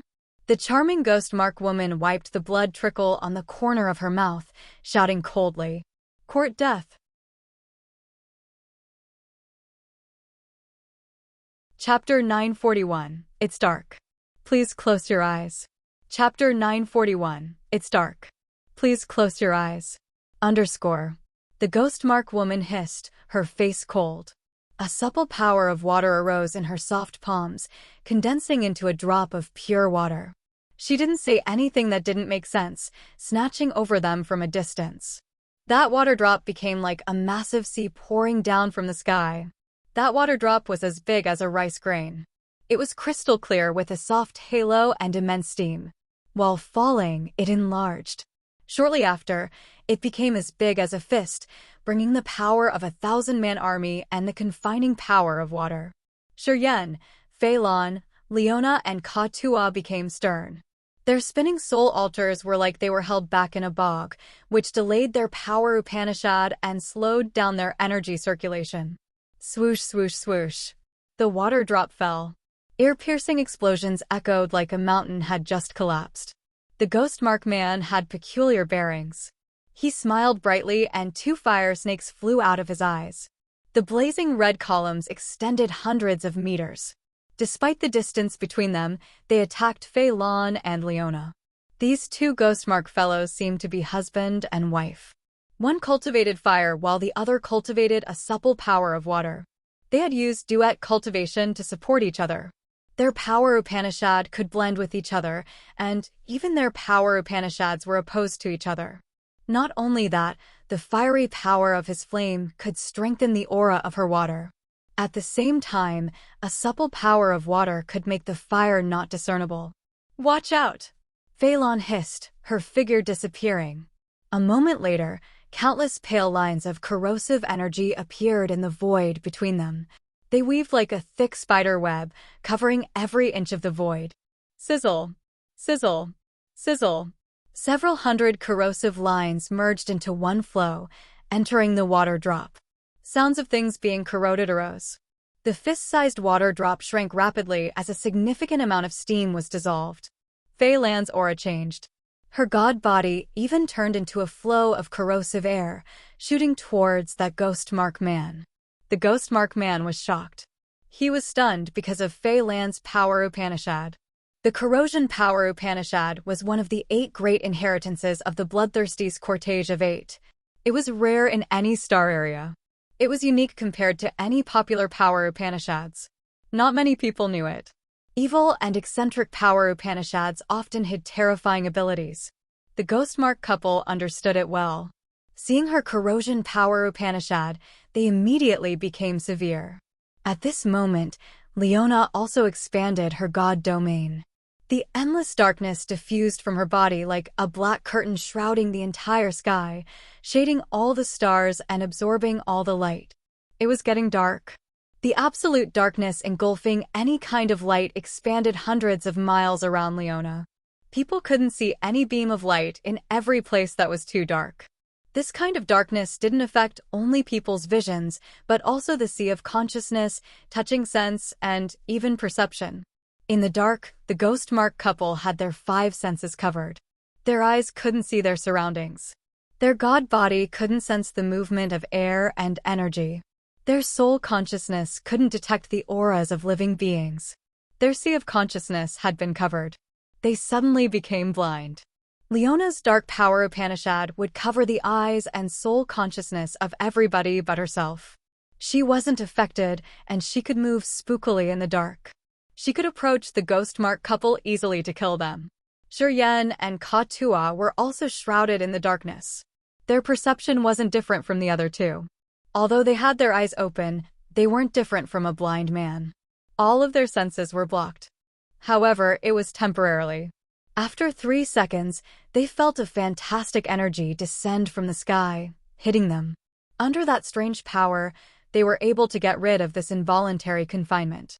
Their vision and soul consciousness weren't blocked anymore. The 2 exchanged looks. They had an odd countenance as they understood that it was Leona's power. Now she could release the darkness and control it as she pleased. She could make the dark shroud someone and spare the other with her thoughts. When she was in Heaven Punishment City, her control of dark power Upanishad hadn't reached this level yet. As she could manipulate it smoothly and effortlessly like this, her understanding of dark power Upanishad had reached a whole new level. Thus, Shiryen and Ka-Tua could see a dark shadow hover above the Ghostmark woman. It looked like a spooky ghost as if could slowly seep into her head, moving towards her soul altar. Leona seemed to get into the other sea of consciousness. Shiryen was scared. Fear crossed his face as he was stunned. Ka-Tua shivered. It seemed like he was affected. His chaotic energy was released slowly, twirling around his body to protect his soul altar and preventing the attack from others. The soul altar was the foundation of their lives. It was the control center of the warrior's powers, which stayed deep in the brains. Once it was intruded, the soul altar would stop moving. That moment was like a giant hand that had grabbed all the energy in the soul altar. The Ghostmark woman had first sky of ethereal god realm cultivation vase, one level higher than Leona's. In the absolute darkness, her soul altar was covered, but she didn't have any way to resist the invasion of her sea of consciousness. The immense, hazy aura of water suddenly became chaotic. The water drop she had released suddenly exploded like shattered glass. Foam and bubbles filled the sky and fell. Each of the bubbles hid the power of her water that could confine the soul. However, under the dark coverage, her soul consciousness couldn't guide her water power precisely. She couldn't do any harm to Shiryen and Ka-Tua, let alone attack Leona, the master of darkness. Abruptly, an ear-piercing shrill came from the beautiful Ghostmark woman. It was like she was possessed as she crazily scratched her face with both of her jade-like hands. She was trying to damage her face that she had always felt proud of. Blood rolled down her face from the bone-deep scratches. Blood that looked like eccentric snakes flowed down her white wrists. It looked strange and evil that could give people goosebumps. The pretty woman that looked like a fairy was now like a wailing ghost. She looked even more terrible than Leona. This was Leona's retaliation. The infamous Crazy Devil was the regimental commander of the Bloody Legion of the Dark Firmament Divine Nation. When Leona's mental illness burst out, Shiryen and Ka-Tua both got anxious. They exchanged looks, and they could see the deep fear in each other's eyes. Shiryen suddenly made up his mind. From now on, he had to remember to never comment on Leona's appearance. This was her backward scale. It turned out that it wasn't that she didn't care about her appearance. Quite the contrary actually, as she did mind it a lot. Anyone who dared to insult her look had to bear her bloody retaliation from this bloodthirsty thug. Evidently, that Ghostmark woman had been manipulated. Leona had occupied her mind, controlling her to damage her own face. Perhaps she knew what she was doing, but she couldn't resist as someone distorted her thoughts. Shiryen guessed that she was still conscious from her mournful shrills that were like shrieks from an ancient beast. Shiryen guessed that Leona had spared her that little consciousness. It was to let her know what she was doing to her face. Shiryen shivered, taking a deep breath. He beamed a forced smile, murmuring, "Today, I finally got to see how brutal the commander of the Bloody Legion is. Her reputation and attainment aren't fabricated. I underestimated her." "Yeah, of course," Ka-Tua's voice trembled. "Who isn't afraid of Madame Leona in Raging Flame Star area? She is the wildest executioner, the most brutal butcher. Compared to her, my title Bloody Slaughterer shames me. My title is just a vain name." Shiryen was surprised. "Little Ro." The Ghostmark man screamed, his voice shaking the sky as he felt something. Lines of fire shot out, covering the woman. Boom! Flows of fire shot out from her god body, evaporating the blood trickles on her scary face. Tears brimmed, overflowing from her eyes. Those tears seemed to have the power of miraculous nature. Water power spun, arraying the magical water formation. Suddenly white waves rippled. A dark shadow flew out as if the white crystal drops had forced it out. The shadow was struck, turning into small pieces of darkness. Leona, who had disappeared, reappeared. There was no emotion in her icy cold, dark, green eyes. She beamed a satisfied smile. She felt content with her masterpiece. Looking at the Ghostmark woman who had scratched her own face, Leona crackled as if she went nuts.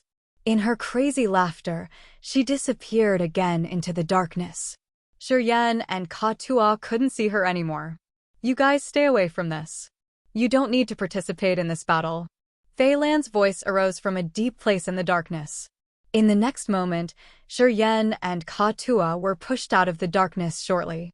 They hovered 100 meters away from the battle site, staring at a block of black ink area stretching over 10 miles. However, they couldn't sense the violent, surging energy in that pitch-black area. However, they understood that Fei Lan and Leona were engaging in a battle against the Ghostmark couple to the death. They now had the most terrifying slaughter. From what they could observe, Fei Lan and Leona didn't fall into a disadvantageous situation. They took the upper hand indeed. If no one else was involved, the ghost mark couple who were already wounded would be buried in this area. They weren't lucky enough to avoid death. Thus, insulting and Fei Lan and Leona's appearance was the worst mistake they could have made for their whole life, which made their lives turn to nothingness. Chapter 942, Consequences of Having a Lousy Mouth. Chapter 942, Consequences of Having a Lousy Mouth, _ Ka Tua and Shi Yan couldn't see any anomaly or sense any energy in that area shrouded by the endless darkness. They stood sternly by the edge of the dark area, their face serious, frowning. They knew that Fei Lan and Leona were powerful. However, they were confronting a couple, which wasn't weaker than them. Their realms were even higher. Although they were wounded, Fei Lan and Leona weren't so sure about their victory in this death-or-life battle. Thus, Ka Tua and Shi Yan were anxious. Senior, do you think Precursor Fei Lan and Leona de Jie could win? Ka Tua kept silent for a while. He couldn't help but ask. Shi Yan frowned, contemplating for a while. He answered Ka Tua with a question. Ka Tua, if you fight with a third sky of original God Realm warrior, do you think you could win? Ka Tua pondered. After a while, Ka Tua guffawed evilly, possibly. I don't know why, but I always feel my Chaos Power Upanishad is much stronger after I have had it complete and got it back on the right track. I'm confident I can skip a level and fight with the opponent. He said confidently and affirmatively. He was much proud of his Power Upanishad. Shi Yan nodded, smiling. The Power Upanishads of Precursor Fei Lan and Leona de Jie aren't worse than yours. In other words, they should have the same ability. Ka Tuo's eyes brightened.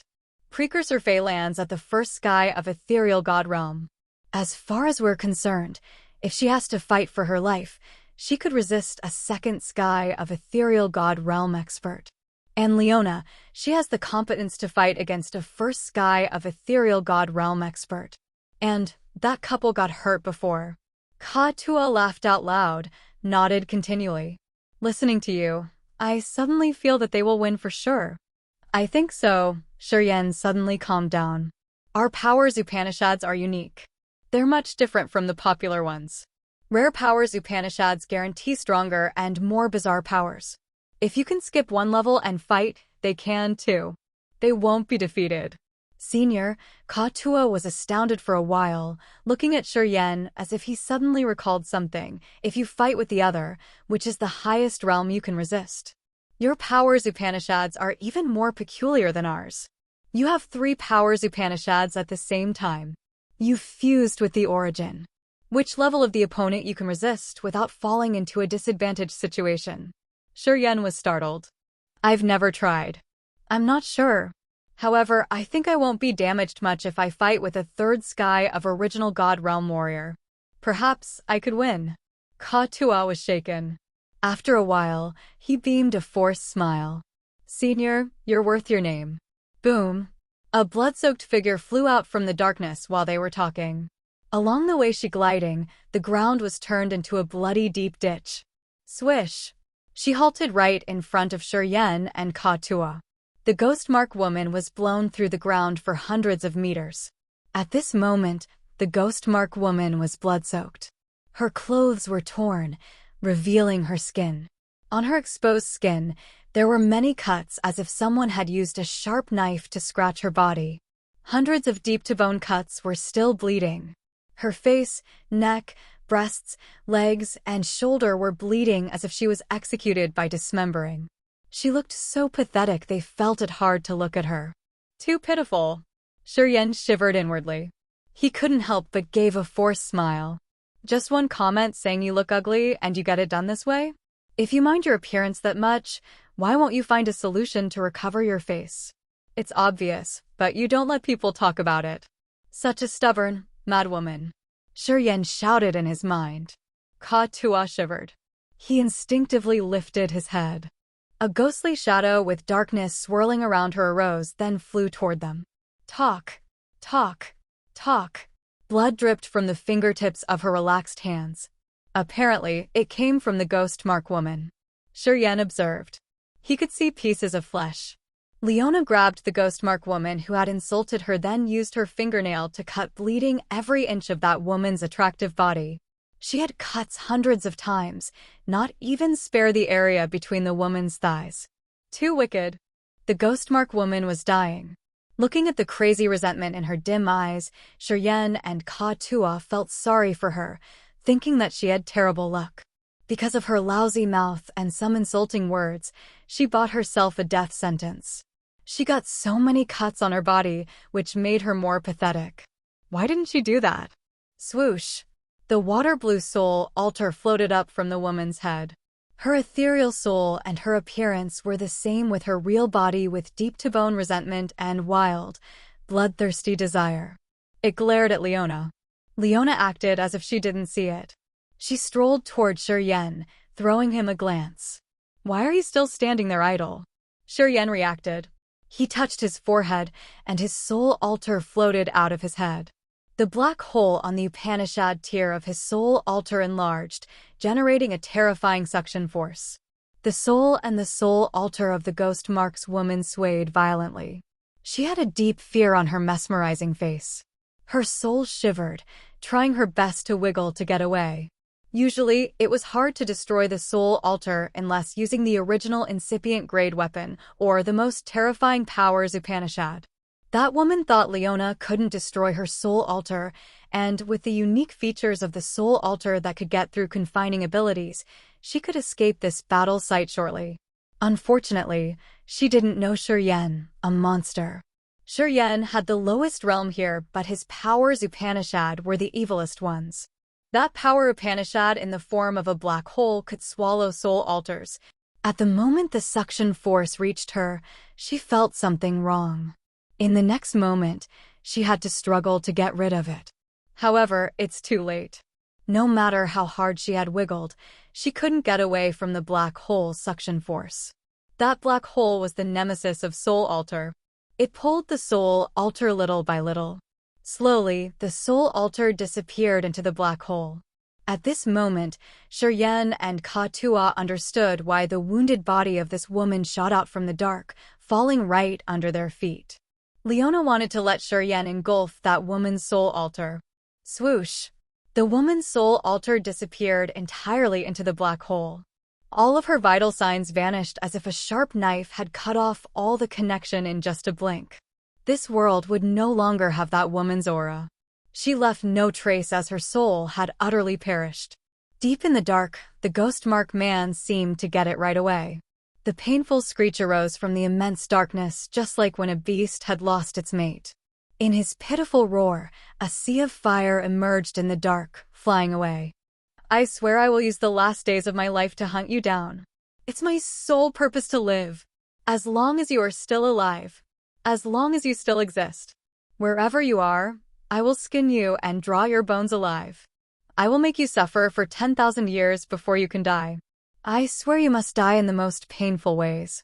The resentful curse of the man reverberated unceasingly within 100 miles. After his aura disappeared completely, his cursing was still echoing. Leona frowned, her body sparkling a dark light. The darkness shrouding the world behind them turned into clusters of black clouds, entering her body. After several seconds, all the darkness had retreated into her body. Light reappeared. Feilan's lonely, hunching figure walked toward them from the battle area where filled with crushed stone. With only one step, she could cross several hundred meters. Shortly after, she arrived. "That guy has a higher realm. He's about to reach the second sky of ethereal god realm. As he wanted to get away at any cost, I couldn't stop him." Feilan's eyes were dark, but her voice cold. "I left the corrosive energy in his body. It will corrode his flesh gradually. He couldn't recover easily. He's not a threat now." Shiryen, Ka-Tua, and Leona nodded, listening to her. Everybody knew how wicked Feilan's corrosive power was. Fanyi got struck once and he died days later as his vitality was corroded to death. Corrosive energy could caustically wear out flesh and blood energy.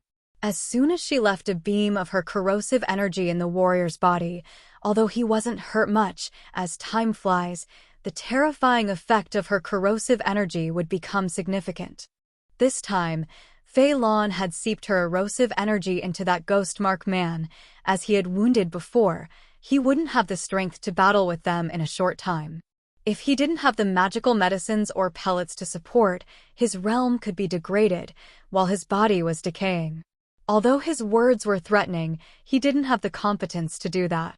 It would sound like a joke then. Anyway, Yan didn't feel tense or anxious. Facing a dying expert, what would he be afraid? Smiling, Yan looked at the blue ice cage behind piles of crushed stone. After they had found the ghostmark couple, Yan had confined Ji and put him away. On the one hand, it would prevent him from seeing things he shouldn't. On the other hand, it would save him from an unexpected attack. Yan released a beam of energy. An icy cold energy poured into the ground, stretching toward the blue ice cage. He smiled and said, "I need to adjust my energy. In a short time, he won't wake up." Fei Lan, Leona, and Ka Tua were happy. They didn't wait for him to ask them to prepare. They sat down in front of him like the eager students waiting for their teacher. Yan laughed, sat down then said cheerily, "We got the power and soul energy of an ethereal god realm warrior. Yeah, you guys, prepare to receive your gifts." Haha, following senior, we will have meat to eat. Ka Tua smiled, talking servilely, winking and waiting.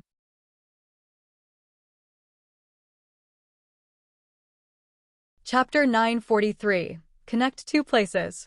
Chapter 943. Connect two places. _ After 1 hour, pure energy diffused from Yan's god body and soul altar. Fei Lan, Leona, and Ka Tua's eyes brightened. The blood mark on their glabella shimmered with scarlet halos as they quietly took in the energy from Yan. The energy from Yan's acupuncture points could strengthen their essence chi ancient tree, while the soul energy from him could nurture their soul altar, facilitating them to understand the powers Upanishad better. Not long afterward, Fei Lan, Leona, and Ka Tua were full of spirit. Their faces shimmered with strange red halos of abundant blood chi. Yan had become the source of energy. The pure energy emitted from his flesh, bones, and blood, together with the mysterious energy from the black hole congregated in his soul altar, quenching it. Just like when he trained his body, these energies made his soul altar more tenacious. Normally, the soul altar was like an illusion, a shadow in the water. People could see it, but they couldn't touch it. However, after quenching his soul altar many times, Yan's soul altar became a real matter. It looked like it was made of a combination of metal, jade, and stone. The edges of the soul altar looked sharp and thin like a precious cut jewel. It gave people a feeling that they could feel it using their fingers. Yan could actually feel his soul altar changing silently after having the tonic from the marvelous, mysterious energy. This change happened little by little. It couldn't be finished at once, so he hadn't seen any significant change yet. However, Yan understood that after each quenching, his soul altar became more magical. The essence chi ancient tree was still thriving.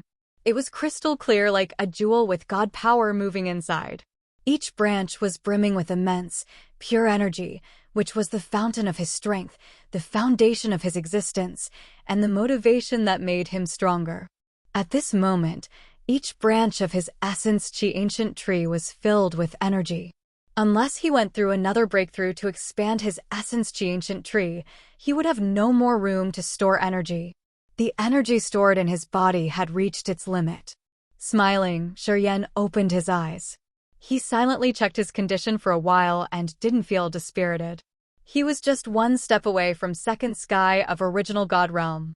If he had another comprehension of his powers Upanishad, he could break through smoothly. He needed an opportunity. Fei Lan and Ka Tua were still refining energy. They sat still as usual while energy twirled around their bodies. However, Leona had something different. With a closer look, he found a strange, dark light start to wind around Leona's god body. Shortly after, Leona's body looked like black ink, turning into a thick block of darkness. This kind of darkness wasn't from her god domain. It appeared directly on her skin and expanded. At this moment, Leona was the darkness as her body was able to swallow all of the light. Yan knitted his brows, watching quietly. The tail of his brow twitched as if he got something. Fei Lan opened her eyes all of a sudden, sparkling with joy and hissing. She's about to break through. Shiryen was shocked, jolting up and speaking. That was really fast. When we were in Heaven Punishment City, her breakthrough wasn't completed yet. Her attainment in the realm comprehension was profound, but her energy hadn't accumulated enough. That was why she had reached only third sky of original God realm, but not the new realm. Fei Lan took a deep breath. She looked at him with her dim eyes while she spoke earnestly. The heart of darkness she got from you hides a marvelous intent domain, which is the essence of dark power Upanishad. As long as she keeps the heart of darkness in her body, her understanding of her realm will get more profound. In other words, her realm comprehension was sufficient, and that was why her usage of dark power had become more exquisite and magnificent. At this moment, Ka Tua also woke up. He looked at Leona with admiration. Ethereal God realm. I long for it. Shiryen walked to Leona, contemplating. Afterward, he asked Fei Lan. How long does it take to break through to Ethereal God realm? It could be quick, or it could take around 1 or 2 months. It will depend on her. We can't say the exact time. Fei Lan became stern as she knew it wasn't a good thing. We're in Broken Starfield. Breaking through here isn't a good idea. That Ghost Mark clan man could return with his friends. If that happens, it will be big trouble for us. Ka Tua also got it. His countenance changed. Then what should we do? If my timing is correct, Na Xian and Karthu should be in original God realm. Shiryen had an idea all of a sudden, smiling. It's easy to solve then. Under the other's gaze, Shiryen caressed his ring. A smoke fumed as if he was trying to draw the whole world out of that ring. Floating on that shady smoke was a formation made of empty fantasy crystals and dozens of supporting materials, refined by an expert using space power Upanishad. This formation could connect to Mother Formation directly. The brilliant child formation slowly landed neatly in front of Shiryen under his power's control. Boom, boom, boom. Divine crystals with energy fluctuations flew out of the ring, falling precisely into each concave spot on the edge of the child formation. After he had finished inlaying dozens of thousands of divine crystals, the child formation of the mother and child sky linking formation had bunches of beautiful light. Each of them was like a space door aligning one after another to an unknown space under the direction of space power and divine crystals as the energy supply. The divine crystals started to release their energy. Shiryen concentrated, sitting neatly inside the child formation, releasing space energy. Fine space slits appeared around him. Swoosh, swoosh, swoosh. Those space slits seemed to be revived, seeping into the formation like a swimming school of fish. They piled up on each space door. Bang! Light rippled through the child formation, stirring up the whole place. A brilliant, dazzling light ring appeared in the center of the formation.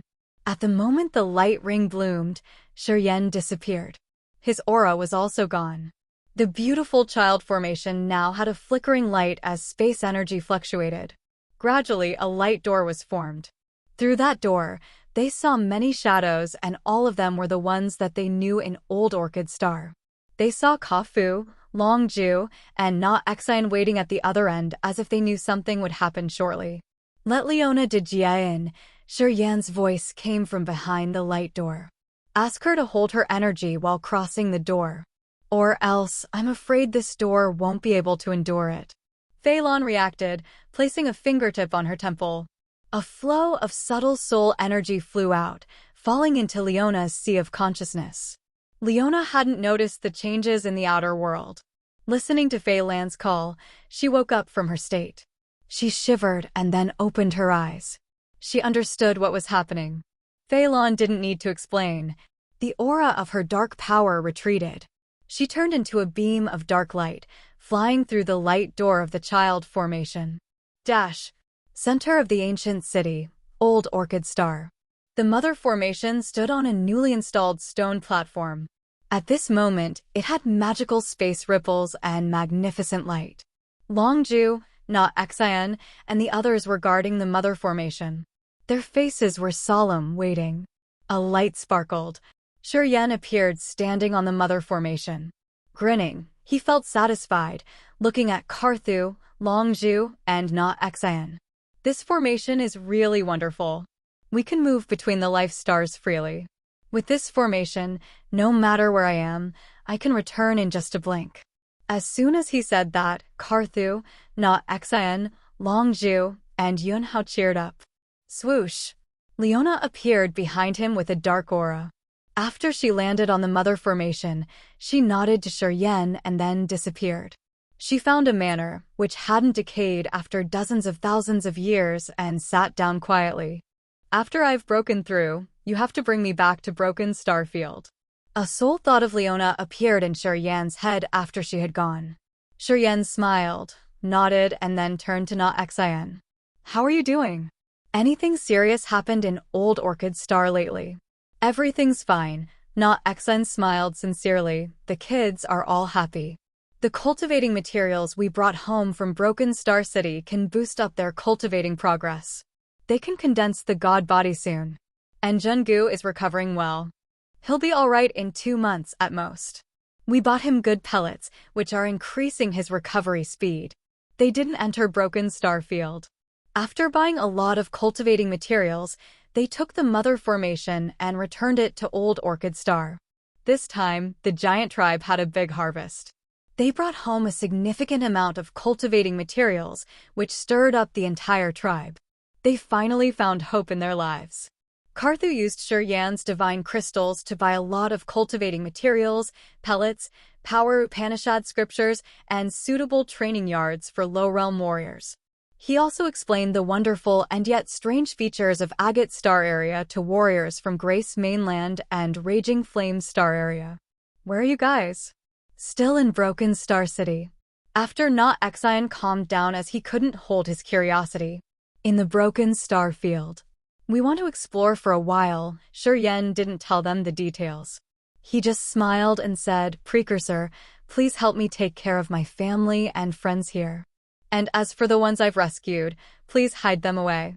Don't let anyone know about them. Na Xian nodded. Don't worry. I know what to do. Okay, then I'll go now. Send someone to watch over this mother formation for me. Shuryen asked Longzhu and then disappeared into the light door. Shortly after, the light on the mother formation vanished. Everything resumed its normal state.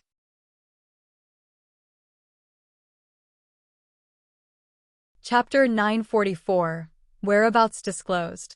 Chapter 944, Whereabouts Disclosed, _ AI Fu's ancient building, Broken Star City.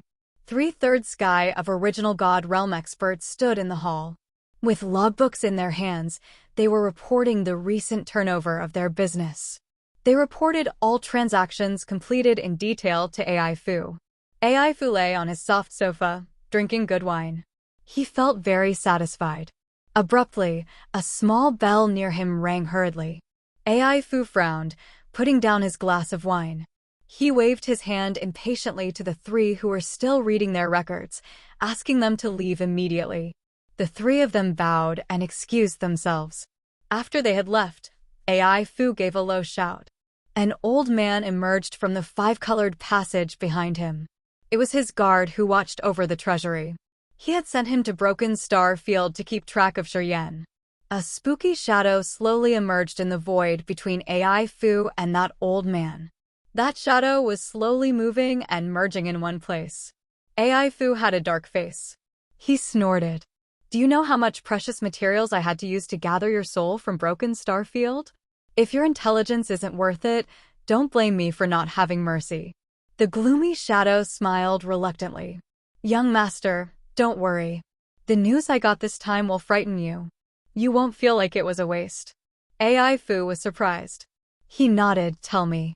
I always follow your advice carefully. I've watched the team of that kid. After they entered Broken Star Field, they behaved well for a long time. They didn't have any dispute with other people. They never attacked anyone deliberately. Their calm manner made me feel strange. Get straight to the main point, shouted AI Fu. The spooky shadow was bewildered. Okay then. There were 2 Ghostmark clan warriors. You knew them. They were the troopers of Niger of the Ghostmark clan in the far west region. They were a couple. The man was called Gate and the woman was called Feng Ro. Young master, do you remember them? I know them. They're all at first sky of ethereal god realm. They used to buy my stuff. Niger has third sky of ethereal god realm cultivation base. He is a talented one of a family of the Ghostmark clan in Agate Star area. They are in charge of the Far West region. Right. Feng Ro's dead. The ones you've asked me to watch killed her. AI Fu's interest was stirred. Impossible. Feng Ro was at first sky of ethereal god realm. Even if she couldn't win, she shouldn't be killed. Eh? What happened? The ominous shadow arranged his ideas and narrated what he had witnessed. AI Fu and the old man listened to him. Their faces grimaced. You meant Yan had swallowed Feng Ro's soul altar? Are you sure he did that? AI Fu's god body shivered. He couldn't hide the fear in his eyes. Swallowed? How? What kind of power Upanishad can swallow a soul altar? Yan, doesn't he has only first sky of original god realm? He swallowed Feng Ro's soul altar. Are you sure you aren't mistaken? I saw it. The gloomy shadow was also frightened. Unbelievable. I couldn't believe it. I had never seen anything like that. It was scary, all right. A first sky of original god realm warrior has engulfed the soul altar of an ethereal god realm warrior. Oh my god. It was against any of my knowledge of earth and heaven's powers. The old man by AI Fu was also scared. He looked so shocked. Do you know any power Upanishad that can swallow the soul altar? AI Fu turned and asked that old man. The old man shook his head continually. Never before. Two people and a soul sank into an annoying silence. After a long moment, AI Fu asked weakly. You said that the four of them have a magical blood mark. What kind of blood mark is it? Young master, do you remember a legend in Broken Star Field that thousands of years ago, someone had intruded Broken Star Field? The one who could bring death to anyone else? Tens of thousands of living beings were killed wherever he went. That person also had the same blood mark. If I'm not wrong, Yan's team has the same mark. Then, AI Fu and the old man were stunned. They didn't say anything for quite a long time. The powers Upanishads they cultivate are evil and peculiar. If I didn't see it with my own eyes, I would never have believed in the existence of such supernatural powers Upanishad. But now I've seen four. It was very shocking. The ominous shadow contemplated for a while and then added, he has fixed the mother and child sky linking formation that he bought from you. He has used it already. AI Fu was perplexed. After a while, he scolded, that cunning kid. Young master, I think it's critical. I think we should report this to the master. Those four have a mysterious origin. They aren't like Agate Star Area's warriors. The man who cultivated death power Upanishad used to visit the Agate Star area. He rose the blood rain and stinky wind wherever he passed by. He was so formidable. The old man suggested seriously. About that blood mark, no one knows which force it represents, but if Yan and his people have it, it should relate to some force for sure. The old man felt terrible. As he realized something wrong happened, he was extremely restless. Pulling himself together, he took another deep breath and continued, Young master, we shouldn't act rashly. If they belong to a mighty force, I'm afraid that we shouldn't provoke them. When the incipient God Realm expert's subordinates are killed, he would know immediately and he would hunt the murderer down. I think we shouldn't mess with them. It is better. Or else we could bring trouble to our master. The gloomy shadow had the same idea.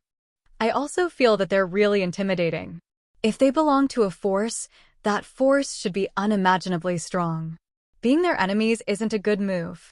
AI Fu furrowed his brows tightly. What the others said had silenced him for a long moment.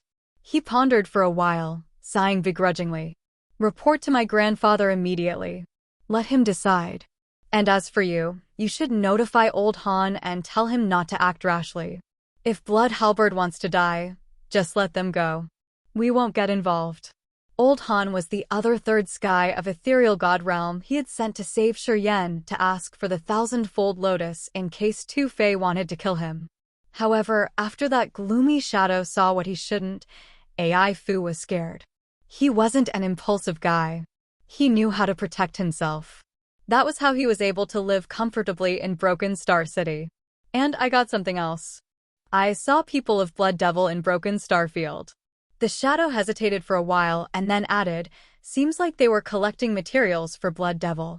They had a short encounter with Shiryen. Now, they're looking for him. Blood Devil? The immortal demon tribe of Agate Star area. AI Fu was panicked. Yeah, I guessed. They thought that Shiryen and Blood Devil have some relationship. They are finding him and they aren't far from him. I guess they're going to see him soon, said the gloomy shadow. AI Fu and the old man exchanged looks.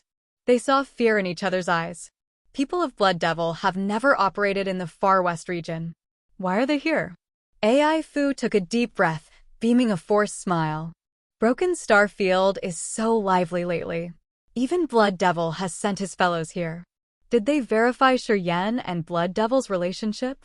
Probably, nodded the shadow. You should be more careful. Blood Devil's troops can feel your existence. You just need to peek a little bit. Don't let them catch you at any cost. AI Fu stood up from his couch. Notify my grandfather immediately. Tell him everything. I can't understand the whole picture. Blood Devil is a tyrannical, arrogant expert. He hates tiny areas, but he still sends his men to Broken Star Field. What kind of vandalism is that?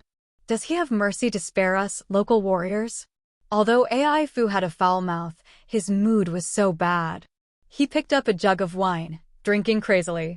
Wulan was hovering above a blue lake, closing her eyes to sense.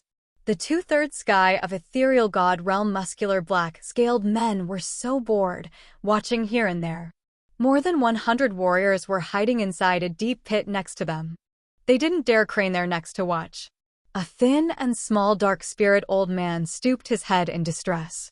He was holding a fantasy sky ring, offering it sincerely, precursors.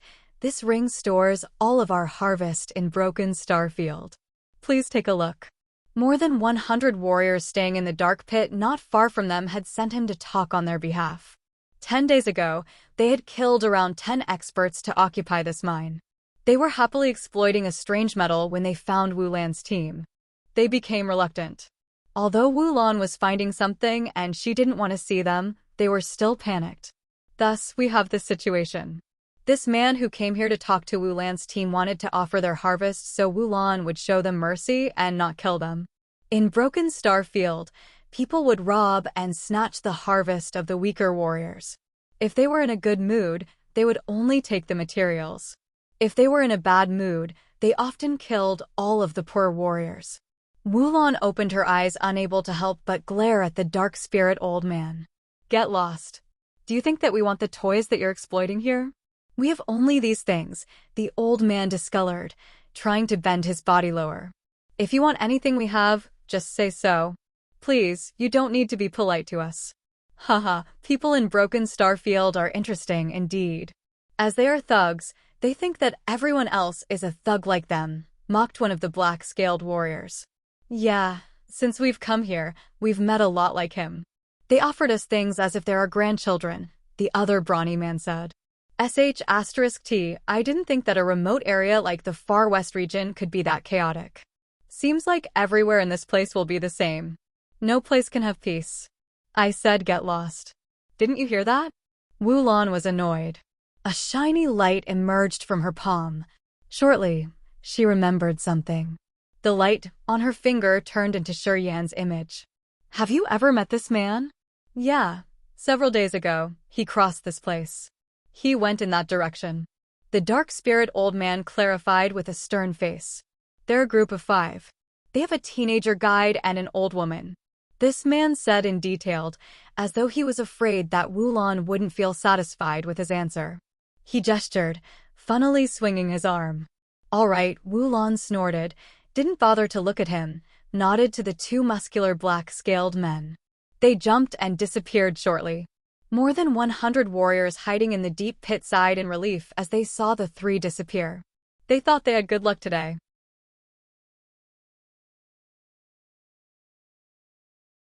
Chapter 945, Revive the Deathtrap. Chapter 945, Revive the Deathtrap, _. Here we are. This place. Jiyu halted, not daring to step further. Instead, he pointed in a direction. Shiryen, Feilong, and Katua stopped by him. In front of them, a luxuriant forest stood with wet ground and thick, lively energy from the woods. It was utterly contrary to what he had described before. Feilong and Katua glared at him with malicious looks, giving him a snort. Jiyu beamed a forced smile. It's inside. You guys should go inside the forest. You will see anomalies. He's right. It's here. Shiryen contemplated for a while and then said, the death aura inside is really strong. I have a dear feeling with it. I know this aura. It's exactly the same as my god domain when I use Death Power Upanishad. Feilong and Katua were surprised. Shiryen led the team, walking into the woods without waiting for them to discuss more. Feilong was baffled, but she immediately followed him. How about you? Katua turned around, looking at Jiyu, who was shaking like a leaf. Are you going with us to take a look? Jiyu shook his head hastily. No, thanks. I almost died in there last time. I won't go in. You guys just go. Don't wait for me. While talking, he moved backward, getting further away from the forest as if this forest had some terrifying ghosts or monsters that could take his life away at any moment. Katua grinned silently. He didn't mind the boy anymore, walking behind Shiryen and Feilong. 10 minutes later, he paused as fear sparkled in his eyes. The center of this lush forest had an area of 10 miles that didn't even have a leaf of grass.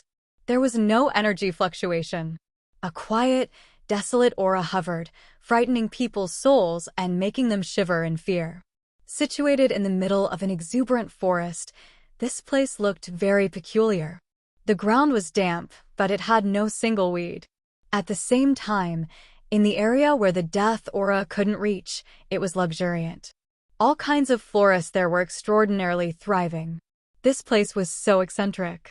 The core had a heavy death aura while its outskirts were lively. It was the same as Shiryen's god domain, which was contrary to each other, but had the same magical effects.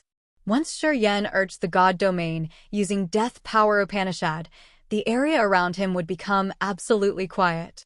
Then, it would proactively take life energy, killing other living beings. However, as the core of his power, Shiryen's god body would receive the vivid vitality. He could harvest life energy in his dead territory to strengthen himself. This was contrary to this forest. There were no sound or beam of life energy 10 miles around the forest. It didn't have a leaf of grass as the dense death aura hovered. People who came nearer would feel like they were walking toward the abyss of death, walking on the road of self-destruction. Feilong and Katua weren't exceptions.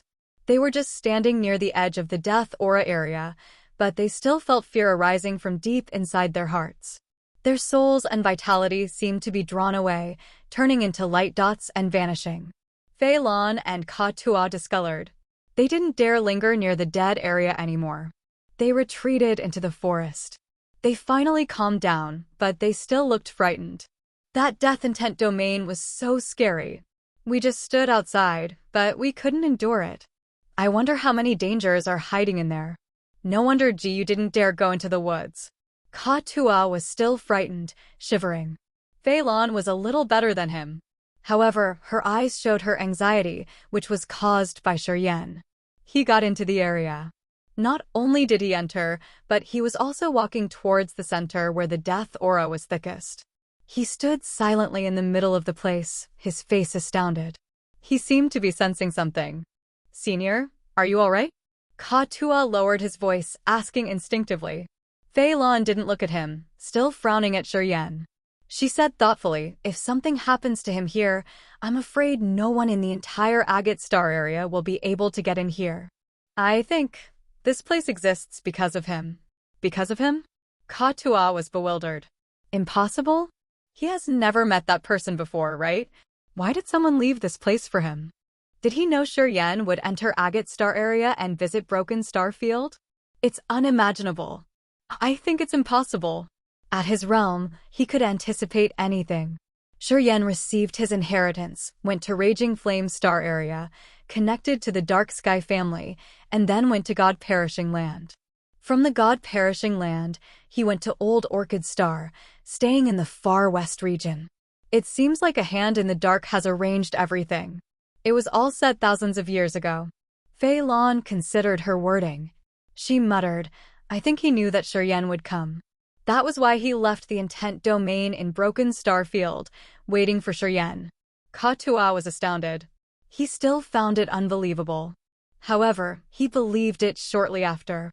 Shuryen had undergone many changes. Standing in the core of the Death Intent domain where the deadly aura was thickest, Shuryen used his Death Power Upanishad to release the God domain. Death energy fluctuated, stretching from his God domain and blending in with the death aura of the place. In the next moment, Ka-Tua had a magical feeling. He thought that this place was Shuryen's home. It has been waiting for him to come home. It was whispering and reporting to its master about every difficulty it had experienced. A strange color was revealed in Shuryen's eyes. Both of his arms swung as if he was touching Death Intent domain. The magical death energy fluctuation expanded from Shuryen as the center and reaching further outside. Each of the rich, ancient trees in the forest and tenacious foliage withered under the Death Intent domain. Their vitality was all taken.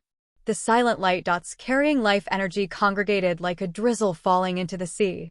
Shuryen was that sea, taking in all the energy around him and receiving a gift from his precursor, including the cognition of Death Power Upanishad. Fei Lan and Ka-Tua were panic-stricken. They had to retreat further away from this area. Suddenly, Shuryen's power Upanishad changed. The vigorous energy that fiercely flooded his body was rejected, shooting everywhere. A miracle happened. Those dead ancient trees and foliage were revived under this life energy. The withered trees became lively. Buds and leaves started to grow at a speed that naked eyes could observe. Ka-Tua and Fei Lan gawked, dropping their jaws. Shuryen's god domain changed again. His entire body became heavy with death aura. He had no life energy as if his blood chi also had death chi. His heartbeat even paused. However, his god domain was lively and vigorous with countless life energy fluctuations. Under his control, they shrouded everywhere, giving vitality to the shriveled plants. He switched death and life energy fluctuations. He can make these two contrary auras take turns and merge. Is he trying to fuse them? Ka-Tua was bewildered. How could he fuse Death Upanishad and Life Upanishad? How could he? I don't know if it's a fusion or not. But I think he has something magical, said Fei Lan softly. While they were talking, Shuryen's god domain changed again. The massive, deadly aura was wiped out, replaced by vigorous life energy. The god domain around him now had the fierce death aura. Those revived trees withered and died the second time. Ka-Tua and Fei Lan gawked. They understood that Shuryen was testing his cognition of Death Power Upanishad. He had used the Power Upanishad magnetic field of that precursor to sublimate his own Power Upanishad. Evidently, Shuryen had harvested the inheritance that was more profound than his own Death Upanishad. This inheritance wasn't simply about death. It was about his new perception of life and an approach to the soul. Time flew quietly. Fei Lan and Ka-Tua were waiting for Shuryen to comprehend the true meaning of his Power Upanishad. Afterward, he would awaken from his comprehension. One day, Fei Lan jolted up in panic.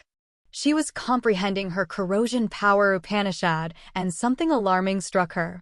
Fei Lan's reaction made Ka-Tua stand up and frown as he looked around. He lowered his voice and said, "Precursor, is something wrong?" He looked at Shuryen. Shuryen stood in the center of the dead zone. He was still switching between death and life Power Upanishad, trying to understand the magical mysteries of the two contrary powers Upanishad. There was nothing unusual that happened to him. It's not Shuryen. Someone is coming towards us rapidly. They're almost here, hissed Fei Lan. Ka-Tua discolored, shouting. My senior is studying his power. He can't be disturbed now. Who is that blind little thug? Little thug. Fei Lan forced a smile. It better be just a thug. His realm is one level higher than mine. Pausing for a while, Fei Lan took a deep breath and spoke resolutely. We can't let him come close to this area. We must stop them on the way. We must try our best to seize more time for Shuryen. Who is it? Did the ghost mark guy come with his friends? Asked Katua.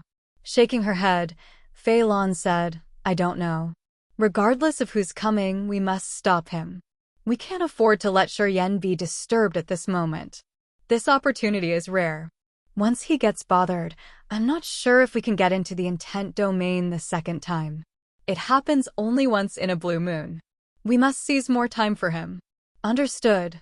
Katua nodded, his face serious. He grinned fiendishly. Then bring it on. Let's go. Fei Lan turned into a white-gray light, flying out of the forest. After 15 minutes, a tornado came roaring and howling.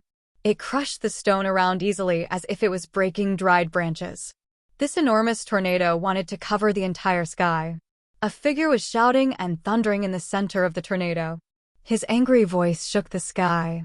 He was Tu-Fei of Blood Halberd. More than 10 warriors of Blood Halberd emerged from a far distance. They were circling them. Apparently, they didn't want to let Fei Lan's team escape alive. Finally, I found you guys. Tu-Fei thundered like an enraged wild beast. He said maliciously, bring that kid to me. He must die for what he has done. I want to skin him alive. Beat me and then talk. Fei Lan's face was cold.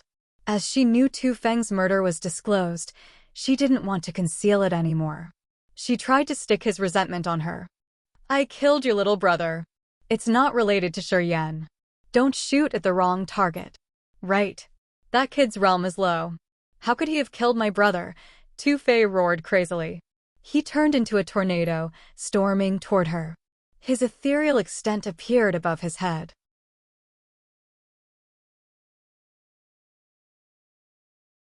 Chapter 946. Lift the Siege.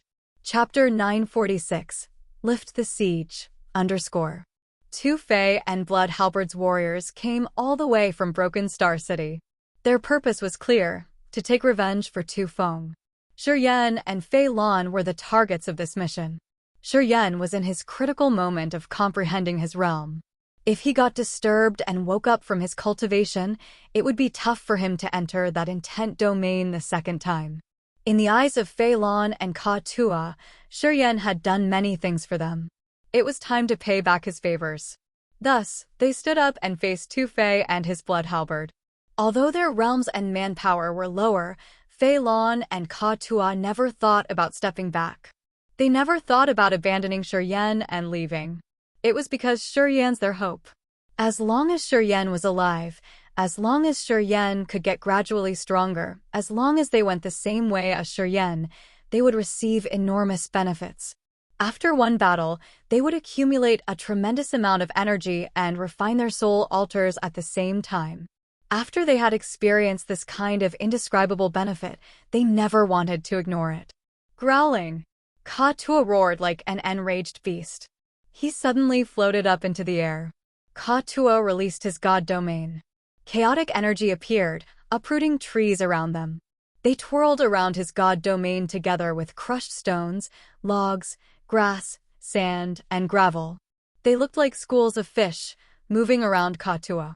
A flow of fierce, chaotic energy expanded from Katua. Boom, boom, boom. Rocks and trees exploded. The area where Katua hovered seemed to be smashed. The chaotic energy twisted everything.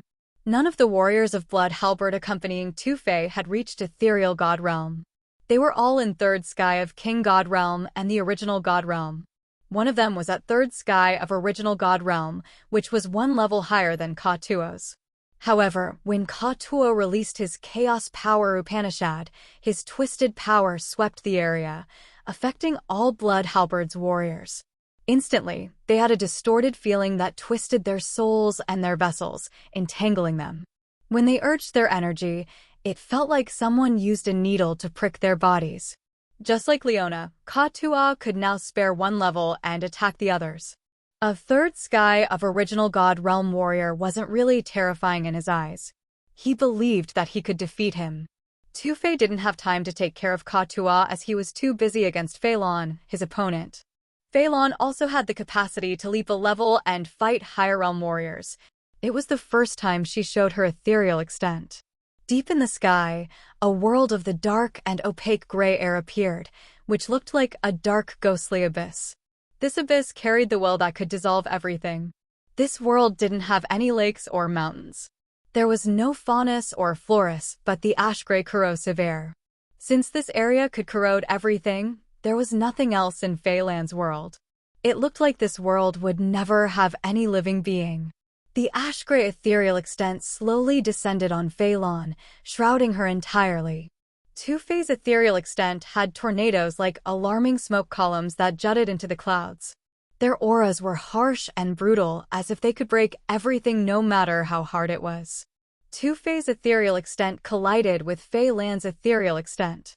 Phelan's ethereal extent didn't break. Her empty ethereal extent stayed the same after the tornadoes attacked her world. It had nothing. What was there to be destroyed? Two-phase tornadoes were controlled by his power, Upanishad, and soul. After they fell into Phelan's ethereal extent, they moved like a thunderstorm. However, they reluctantly found that they couldn't destroy anything. At the same time, their energy was discreetly worn out. When Two-Fei found this anomaly, the tornadoes he had created by his soul energy turned into nothingness in Phelan's ethereal extent. Two-Fei suddenly appeared in the real world. A tornado supported his body and he raised. He paled and a gleam of fear crossed his eyes. He suddenly realized that it was impossible to use his higher realm ethereal extent to break Phelan's ethereal extent with force. Phelan's ethereal extent was generated by her peculiar power Upanishad. Due to its corrosive ability, it wasn't afraid of any kind of energy attacks. Two-Fei couldn't take any advantage. Quite the contrary, his energy was disorderly and he had to consume a significant amount of energy. He started to change his approach. Switching from using realms, he began to use the energy to attack. Death and life energy took turns to show up on the edge of the forest. Phelan and Katua had used all of their best abilities. They didn't seem afraid of exhaustion, as if they could restore shortly afterward. They were consuming energy massively to seize more time for Shiryen. There's a battle. From 1,000 miles away, a black-scaled, brawny man's eyebrows twitched, hissing. Wu Lan's eyes sparkled. She closed her eyes to sense. Over there. We will see that kid soon. I'm excited. If he's a member of Immortal Demon Tribe, a member of our demon clan, Master will be cheered up since he finally has someone who belongs to his own kind. What if he doesn't want to go the same way as our demon clan? One of them said. We just need to make ourselves clear and just tell him the truth. I think he knows what he should do. Wu Lan chuckled. Our master's reputation can shake the entire Agate Star area. As long as he's not a dumbass, he will know how great this opportunity is. Yeah, that's right. The two black-scaled muscular men nodded, showing their agreement. The three of them smiled, flying faster. They looked relaxed as if they knew that not many forces in Broken Star Field have the strength to resist them. Those who were strong enough to fight them wouldn't cause a dispute with them because of their mighty force. They had this confidence. Although they were in Broken Star Field, the distance of 1,000 miles took just a blink of an eye to the experts at their level. Look, it's them. Wu Lan's eyes brightened. She recognized Phelan and Katua. Ah, they have special powers Upanishad, screamed a demon man. Phelan and Katua were struggling to resist this force. Phelan's situation was better. She looked calm. However, when she used her energy, she looked a little tired. Katua had blood all over his body. He had a more significant pressure. Not only was he dealing with a third sky of original God realm expert, but he also had to deal with 10 other warriors. Their manpower was limited. At this moment, Katua was almost exhausted. Under the besiege of more than 10 warriors, it was a miracle that he was able to endure until now. Oh, trouble. Wu Lan frowned and he couldn't help but mutter, don't waste more time. The black-scaled men nodded. They stormed forward, moving directly to Katua. Just like two hungry wolves entering a sheep's pasture, as soon as the two demon men arrived, the Blood Halberd's warriors felt like massive mountains had just smashed them. Their god bodies cracked and then exploded, sending blood and flesh everywhere. They didn't even have a chance to resist. Their god bodies were pressed and blasted, their soul altars flying away. The Blood Halberd's warriors were as weak as lambs in their eyes. They exploded as if others were breaking dried tree branches. Ka-Tua was petrified. He pulled himself together, watching around. He found no one but floating soul altars. Those soul altars had hesitated for a while. They were so frightened, flying away immediately, not daring to leave a curse. They disappeared shortly after. "Wow, that was fast," laughed a black-scaled warrior. The scales on his body rattled. He looked as mighty as a black-armored demogorgon. Wulon moved swiftly, standing by the battle site. He glanced at Ka-Tua. Ka-Tua was chilled. He stepped backward. He was fearful, but he was prepared to run in any minute. He recognized Wulon. Wulon had initially been collecting immortal grass. Seeing Shiryen, she thought that the situation wasn't going well, running away. It looked like Shiryen had occupied the grass, and Fei Lan and Ka-Tua were his partners in crime. At first, Ka-Tua thought that they came to take revenge. The mighty aura of the two black-scaled warriors was enough to subdue him. As he knew that the others were powerful, Ka-Tua was frightened and anxious. "We aren't here to trouble you guys," Wulon smiled, her face natural. "Where's that kid? The one who took my immortal grass. What do you want?" Ka-Tua shivered, gritting his teeth. "Don't be tense. We mean no harm." Wulon was surprised. Pondering for a while, she said, "To show our goodwill, we need to do something." "Okay, move." She nodded to the two black-scaled beefy men. They understood, storming away like a massive black sword thrusting at Tu-Fei. Tu-Fei felt an intense insecure feeling. He didn't linger, getting away from the battle site. In just a blink, he had moved 1,000 miles away. When he saw his subordinates die, he didn't hurry to leave because he wanted to know the identity and purpose of who killed them. However, seeing the others take action, he knew that he wouldn't have a chance. He made a quick decision to flee. The black-scaled men exchanged looks and then grinned. People from Broken Starfield are cunning and they have a good sense. They're good at running away. Yeah, in this place where battles happen every day, fleeing when seeing the stronger warriors seems to be instinctual. Seems like he was lucky. He escaped. Otherwise, haha. While they were talking, Fei Lan wiped the sweat from her forehead, taking a deep breath. At this moment, Wulon and Ka-Tua arrived. Wulon smiled weakly. "Can you tell us where he is now?" Fei Lan and Ka-Tua were confused. Right after that, they sensed and their faces showed surprise. Shiryen wasn't far from them. He stayed in the forest right behind their back. Fei Lan and Ka-Tua thought that the others could sense him with their realm, so they shouldn't ask them for his whereabouts. The two then became skeptical. However, they sensed and found Shiryen's aura had disappeared completely. The forest behind them didn't have any strange commotion. Fei Lan and Ka-Tua were frightened. They hurried to fly into the forest, wanting to check the situation back there. Wulon and the two black-scaled men followed them. Deep in the forest, the death and life energy didn't fluctuate anymore. The atmosphere in there was no different from the outside. However, Shiryen wasn't there. No one knew where he had gone. There was nothing left behind for them to sense. He seemed to have vanished into thin air.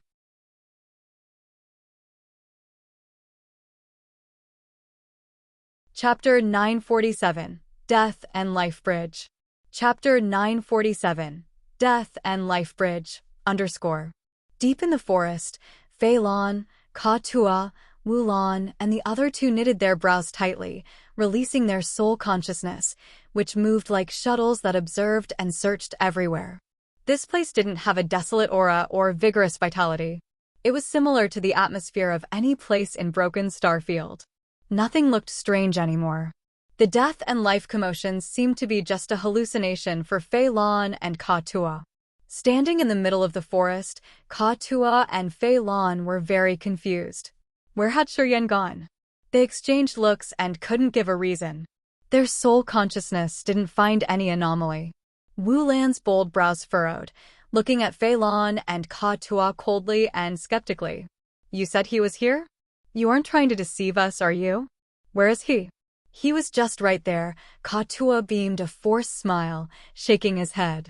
He found the intent domain here suitable for his power Upanishad. He was learning the essence of his Upanishad. We were afraid that the others would disturb him. That was why we got out there and fought. While fighting, we didn't have time to check up on him and we didn't see anything strange. Did the others capture him? One of the black-scaled men hesitated.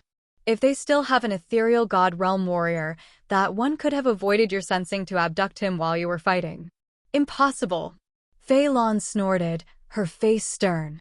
With Shuryan's subtle powers Upanishad, his carefulness and capabilities, it wouldn't be easy to capture him. Wu Lan and the two black-scaled men were surprised as they didn't know where Fei Lan had her confidence. In common sense, a first sky of original God Realm warrior would be unable to resist an ethereal God Realm expert. Facing such an opponent, when the ethereal extent snatched him, his powers Upanishad would be restrained, and he would be left with no chance to resist. In their eyes, even if Shuryan was stronger, he could never have avoided capture from an ethereal God Realm expert. Yeah, it's true. With his mysterious powers, not many people can restrain him in just a blink. Ka-Tua nodded. His realm is lower than ours, but in a battle to the death, I would be the loser, said Ka-Tua affirmatively. Then, Wu Lan and the two black-scaled men were perplexed. He must have encountered something marvelous. Fei Lan pondered for a while. She seemed to understand something. She sat down cross-legged, squinting her eyes. She didn't mind anything else. Ka-Tua suddenly smiled. It's true. The intent domain in this area is left by that precursor. Of course, he wouldn't harm Shuryan. He would only give him benefits. Then, Ka-Tua also sat down, relaxing. They decided to wait for him here. Wu Lan and the two black-scaled beefy men were skeptical. However, seeing that Fei Lan and Ka-Tua did not have any intention of explaining, the three exchanged looks, frowning and then waiting in silence. Time flew. Broken Star Field didn't have any sun or moon. It had only brilliant stars in the vast void. Without a special tool, it was hard to tell the exact time. One day, while the five of them were still sitting neatly, their brows twitched. They couldn't help but stoop to watch the place underneath. Crack, crack, crack. Pop, pop. Strange crispy sounds echoed from the deep underground. It sounded like something rigid had broken. They all heard the noise clearly. The five of them jolted up. With a severe countenance, they released their soul consciousness, seeping deep underground. Boom, boom. Rumble, rumble. They shook violently as if they were suddenly pounded by a giant hammer. They even staggered. The more profound their realm was, the more severe the damage was. As the two black-scaled men had third sky of ethereal god realm, their soul altars were shaken violently as if they were about to collapse. The two paled. They didn't think much, immediately retrieving their soul consciousness. They couldn't hold their screeching. Wu Lan, Fei Lan, and Ka-Tua trembled as if they were drunk. They struggled to steady their body. They were all frightened. The soul consciousness they had sent into the earth had returned with an icy cold energy, running directly into their sea of consciousness and god body. They heard explosions in their heads while their god bodies shook as if it was about to be ripped off. Even you guys can't endure it. Ka-Tua was so scared. He couldn't believe it. He just stared at the two black-scaled men.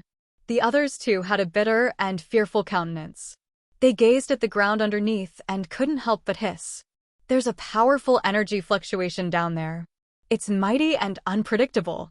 It should be some remnant of an incipient god realm expert. My. That vibe came back through our soul consciousness. It's too intimidating.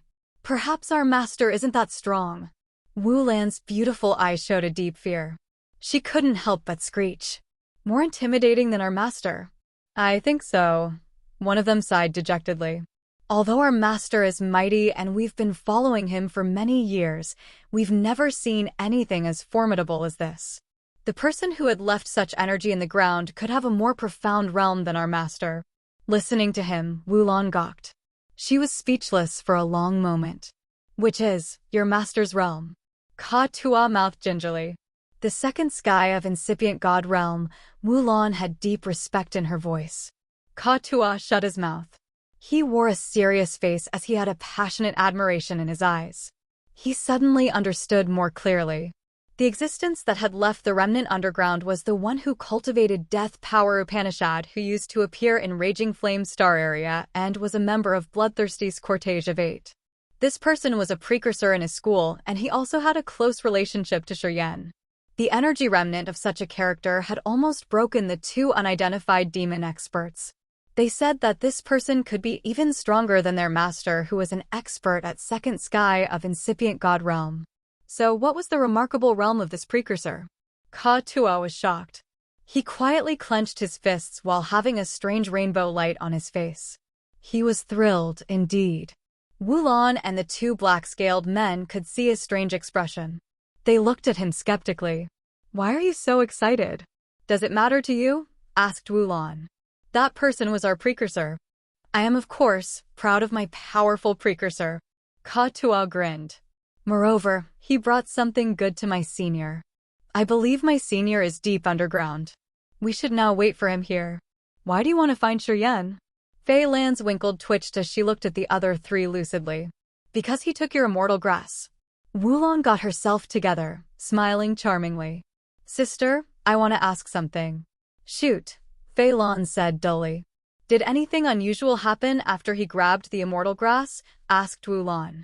The two black-scaled brawny men's eyes also brightened, looking at Fei Lan. "Unusual?"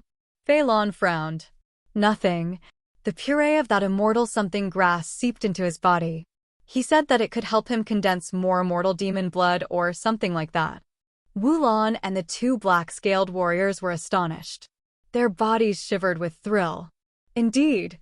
He's one of our master's fellows." "My oh my. I didn't expect that we would find a fellow of our master's race. If he knows about this, he will be so excited. He has been searching for his clansmen for so many years. It was too bad that he hasn't found anything. If he knows that he's no longer lonely in Agate Star area, he will go crazy." The three demon experts were surprised and happy. They laughed cheerily, their faces joyful. Fei Lan and Ka Tua were baffled. They weren't fools. Since Wulan and the other had helped them out, they knew that those experts weren't their enemies. Thus, Fei Lan and Ka Tua took the chances and revealed a little about Shiryen to check their reactions. At this moment, seeing the other three almost crack of happiness, Ka Tua and Fei Lan exchanged looks. They felt amazed somehow. When Shiryen had finished his blood replacement, his god body changed. They all saw that Shiryen didn't have a human form at that moment. He somehow looked similar to the god clan from the legends. Fei Lan and Ka Tua understood that Shiryen still had many secrets that they didn't know. Today, from Wulan's team, they finally confirmed one thing: Shiryen's changes could be similar to someone else's, and that person was likely one of his fellows. Since the others didn't have any malicious intent, they knew that it would be a good encounter for Shiryen. Thus, they didn't conceal his information. Deep in the earth of the most magical place of Broken Star Field was a whole new world. It was a marvelous, long bridge made of 5-colored light. This light bridge led deep underground. There were many transparent handprints on the bridge that looked like someone had left them intentionally.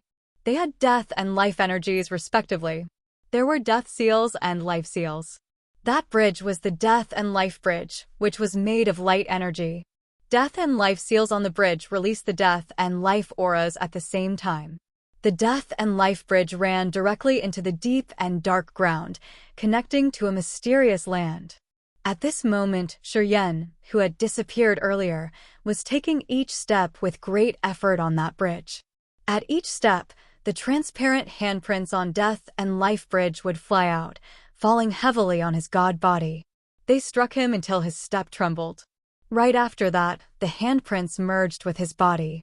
It was unknown if the handprints helped him quench the god body or fuse with the intent domain. He made each step with a struggle.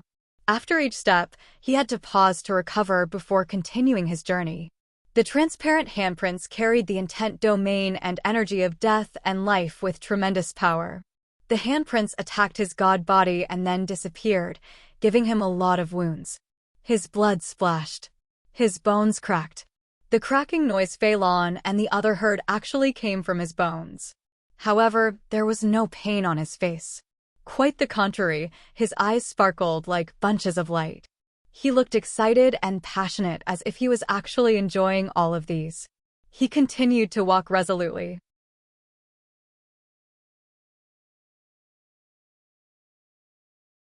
Chapter 948, Inheritance. Chapter 948, Inheritance, _. With each step that Shiryen took, transparent handprints would fly out and violently strike his god body. Inside each handprint was the death or life intent domain. They crazily attacked his body. The death seal smashed his flesh and bones, while the life seal revived the damaged part, giving him full vitality.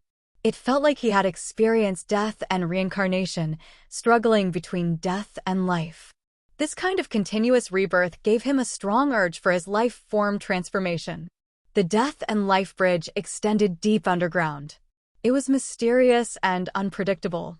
As he walked, the death seal and life seal flew out and disappeared. Part of the bridge where he had passed slowly disappeared.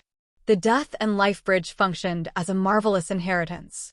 With each step he made, he received a flow of power Upanishad inheritance, which made the previous part of the bridge disappear as it became the engine that quenched his body and soul altar. The refining of his god body and the transformation of his soul gave him joy and pain. The pain came from his god body, his flesh and veins, and his broken and healed bones. The joy came from his soul and soul altar, especially the tier of powers Upanishad. The Death Power Upanishad in the tier of Powers Upanishad had one more beam of vitality after each transparent handprint struck him. The Death Power Upanishad became ingenuine. It condensed and entered his life energy, giving his tier of Powers Upanishad vitality. It seemed like it was the complete form of the Death and Life Power Upanishad. The process of receiving Power Upanishad inheritance was to walk through the Death and Life bridge. After each step, he was given some mysteries, which made his understanding of Death and Life Power Upanishad more profound. Deep underground, there was no way to count time. Shiryen didn't know how long he had been walking on this bridge. Today, he finally walked to the other end of the bridge. The other end of the bridge was a place of countless brilliant transparent crystals.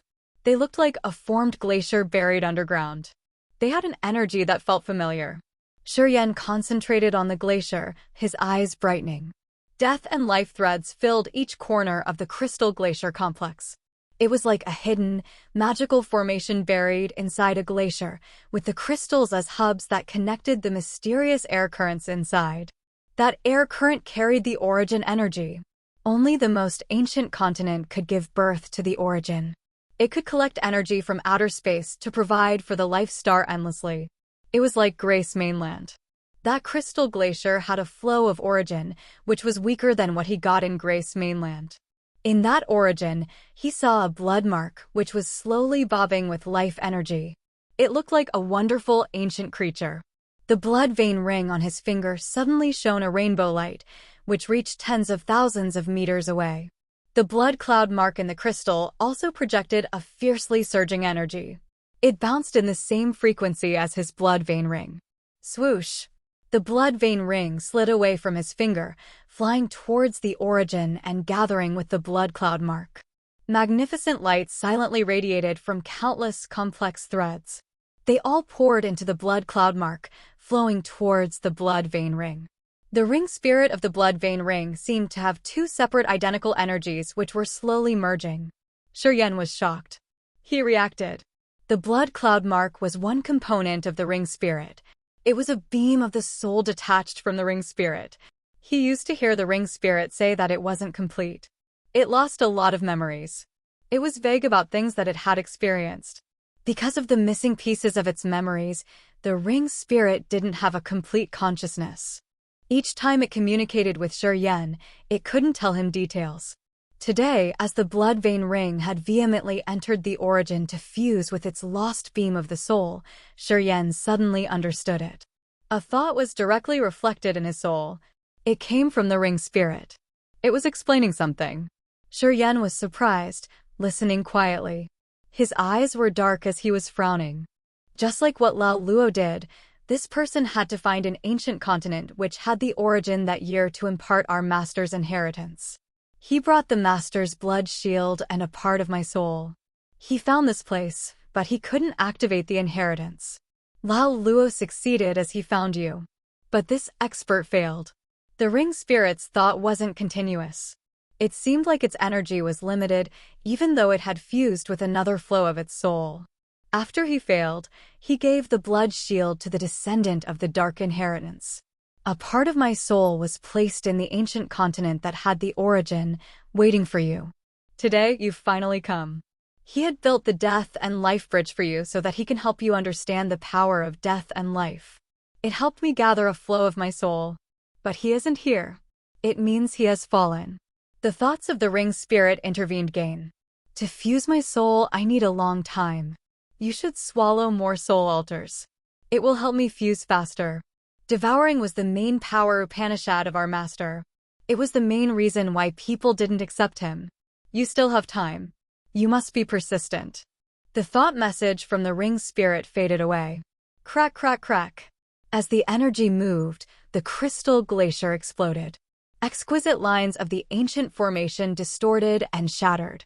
The origin and a flow of soul inside disappeared into the blood vein ring. The surface of the blood vein ring had a blood membrane, making the ring look like a peculiar, small ball of flesh. Swoosh! The blood vein ring flew to him. The small ball of flesh stuck on his finger as if it had become a terrifying small sarcoma on his finger. That blood membrane functioned as a barrier to protect the blood vein ring during its fusion progress. Shuryan's soul consciousness was blocked. He didn't know what was happening inside the ring. The death and life bridge disappeared. All the transparent handprints had gone into his body. The crystal glacier had consumed all of the energy. The flow of origin had turned into some kind of energy fusing with the blood vein ring. Boom, boom. Explosions suddenly echoed from deep underground. It was so loud that it was as if it could shake the whole sky. The explosions sounded like a drum being hit in Shuryan's heart. While the explosion reverberated loudly, Shuryan hesitated for a while before letting go of everything. When the glacier shattered, he entered a chunk of crystal, closing his eyes and using his soul to comprehend the truth of death and life power. He tried to use his soul to touch the tier of power Upanishad, exploring the newly generated life energy. Rumble, rumble. Rumble, rumble. The intimidating commotion expanded to the entire broken star field. The broken star field seemed to have dissolved. Countless, massive pieces of the broken stars as large as tens of thousands of islands cracked and detached from the center. Those broken pieces had been attracted here for many years, and now, the force that had been holding them together seemed to have disappeared. It was like a colossal mountain that was cut into billions of pieces and then shot out. Huge chunks of broken star field floated like islands on the sea. They slowly scattered to everywhere in the far west region. Broken star field is disintegrating. The energy core that had built broken star field, which was the origin energy of the ancient continent, disappeared. The old formation of inheritance was made because the master of the bloodthirsty's cortege of 8 had sent its energy to the ring spirit. Thus, it was discarded. Since the core, origin energy, and the energy of the formation were all gone, the center of broken star field didn't have the marvelous effect of drawing pieces of broken stars together anymore. Those fractured stars started to drift apart, moving toward different areas in the starry sea. Shuryan didn't care about what was happening out there. He hid deep underground, still comprehending the truth of death and life power Upanishad. Phelan, Ka-Tua, and the others were standing on the land above his head, looking at the significant changes of broken star field. Their faces became stern. They didn't know what was happening. They didn't know why the so-called natural resources field was suddenly collapsing. However, all had an inexplicable intuition. It was related to Shuryan. It was hard to find evidence. However, they could feel the anomaly of broken star field. Looking at the giant asteroids, mountains, and continents around them drift away, they instinctively deemed that it was somehow related to Shuryan. The 5 of them exchanged looks. This commotion is big, indeed, Ka-Tua exhaled. The broken star field is extremely vast. If it dissolves this way, Pieces of broken stars will scatter around at a fast speed. Life stars around the far west will be in danger, Wulon frowned. Right. These pieces move quickly and it's getting even faster. Without any energy to hold them down, the impact will be extremely terrifying. I'm afraid that even third sky of ethereal god realm experts couldn't stop broken stars from colliding with life stars. Perhaps they could even pierce through a life star entirely, muttered a demon man, his face dead serious. Did that kid underground cause this? Screamed another demon man. Fei Lan's countenance was indifferent as she said softly. Whether it was because of him or not, it happened. I think you guys don't want to see anything bad happens to him, right?